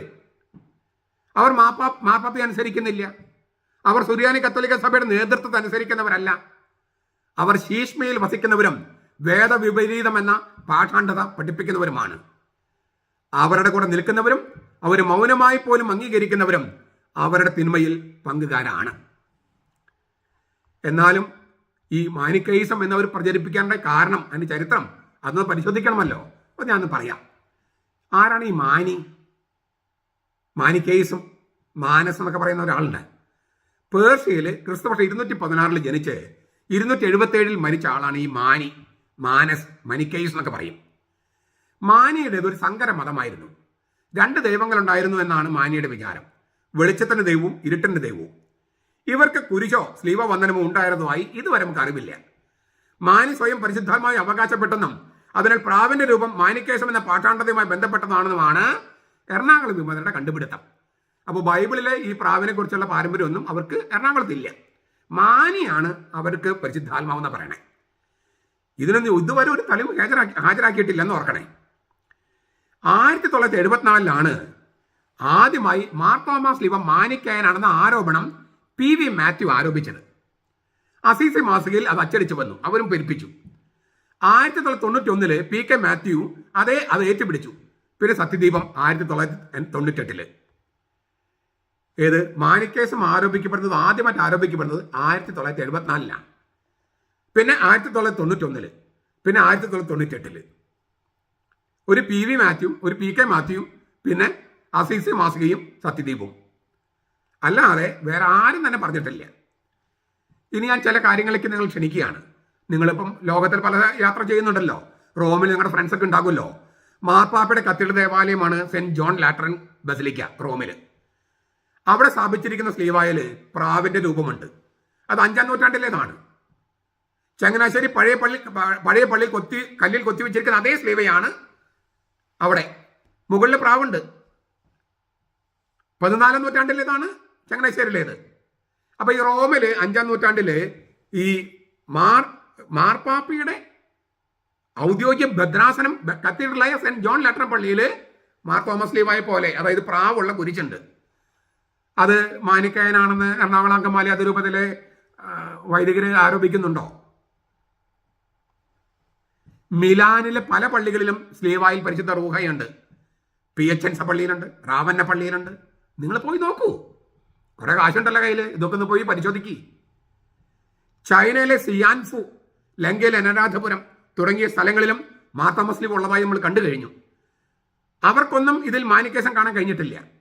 എറണാകുളത്തെ വിമതർക്ക് കൽദായമായിട്ടുള്ളതെല്ലാം പാഠേണ്ടതയാണ്. എന്താ ചെയ്യുക?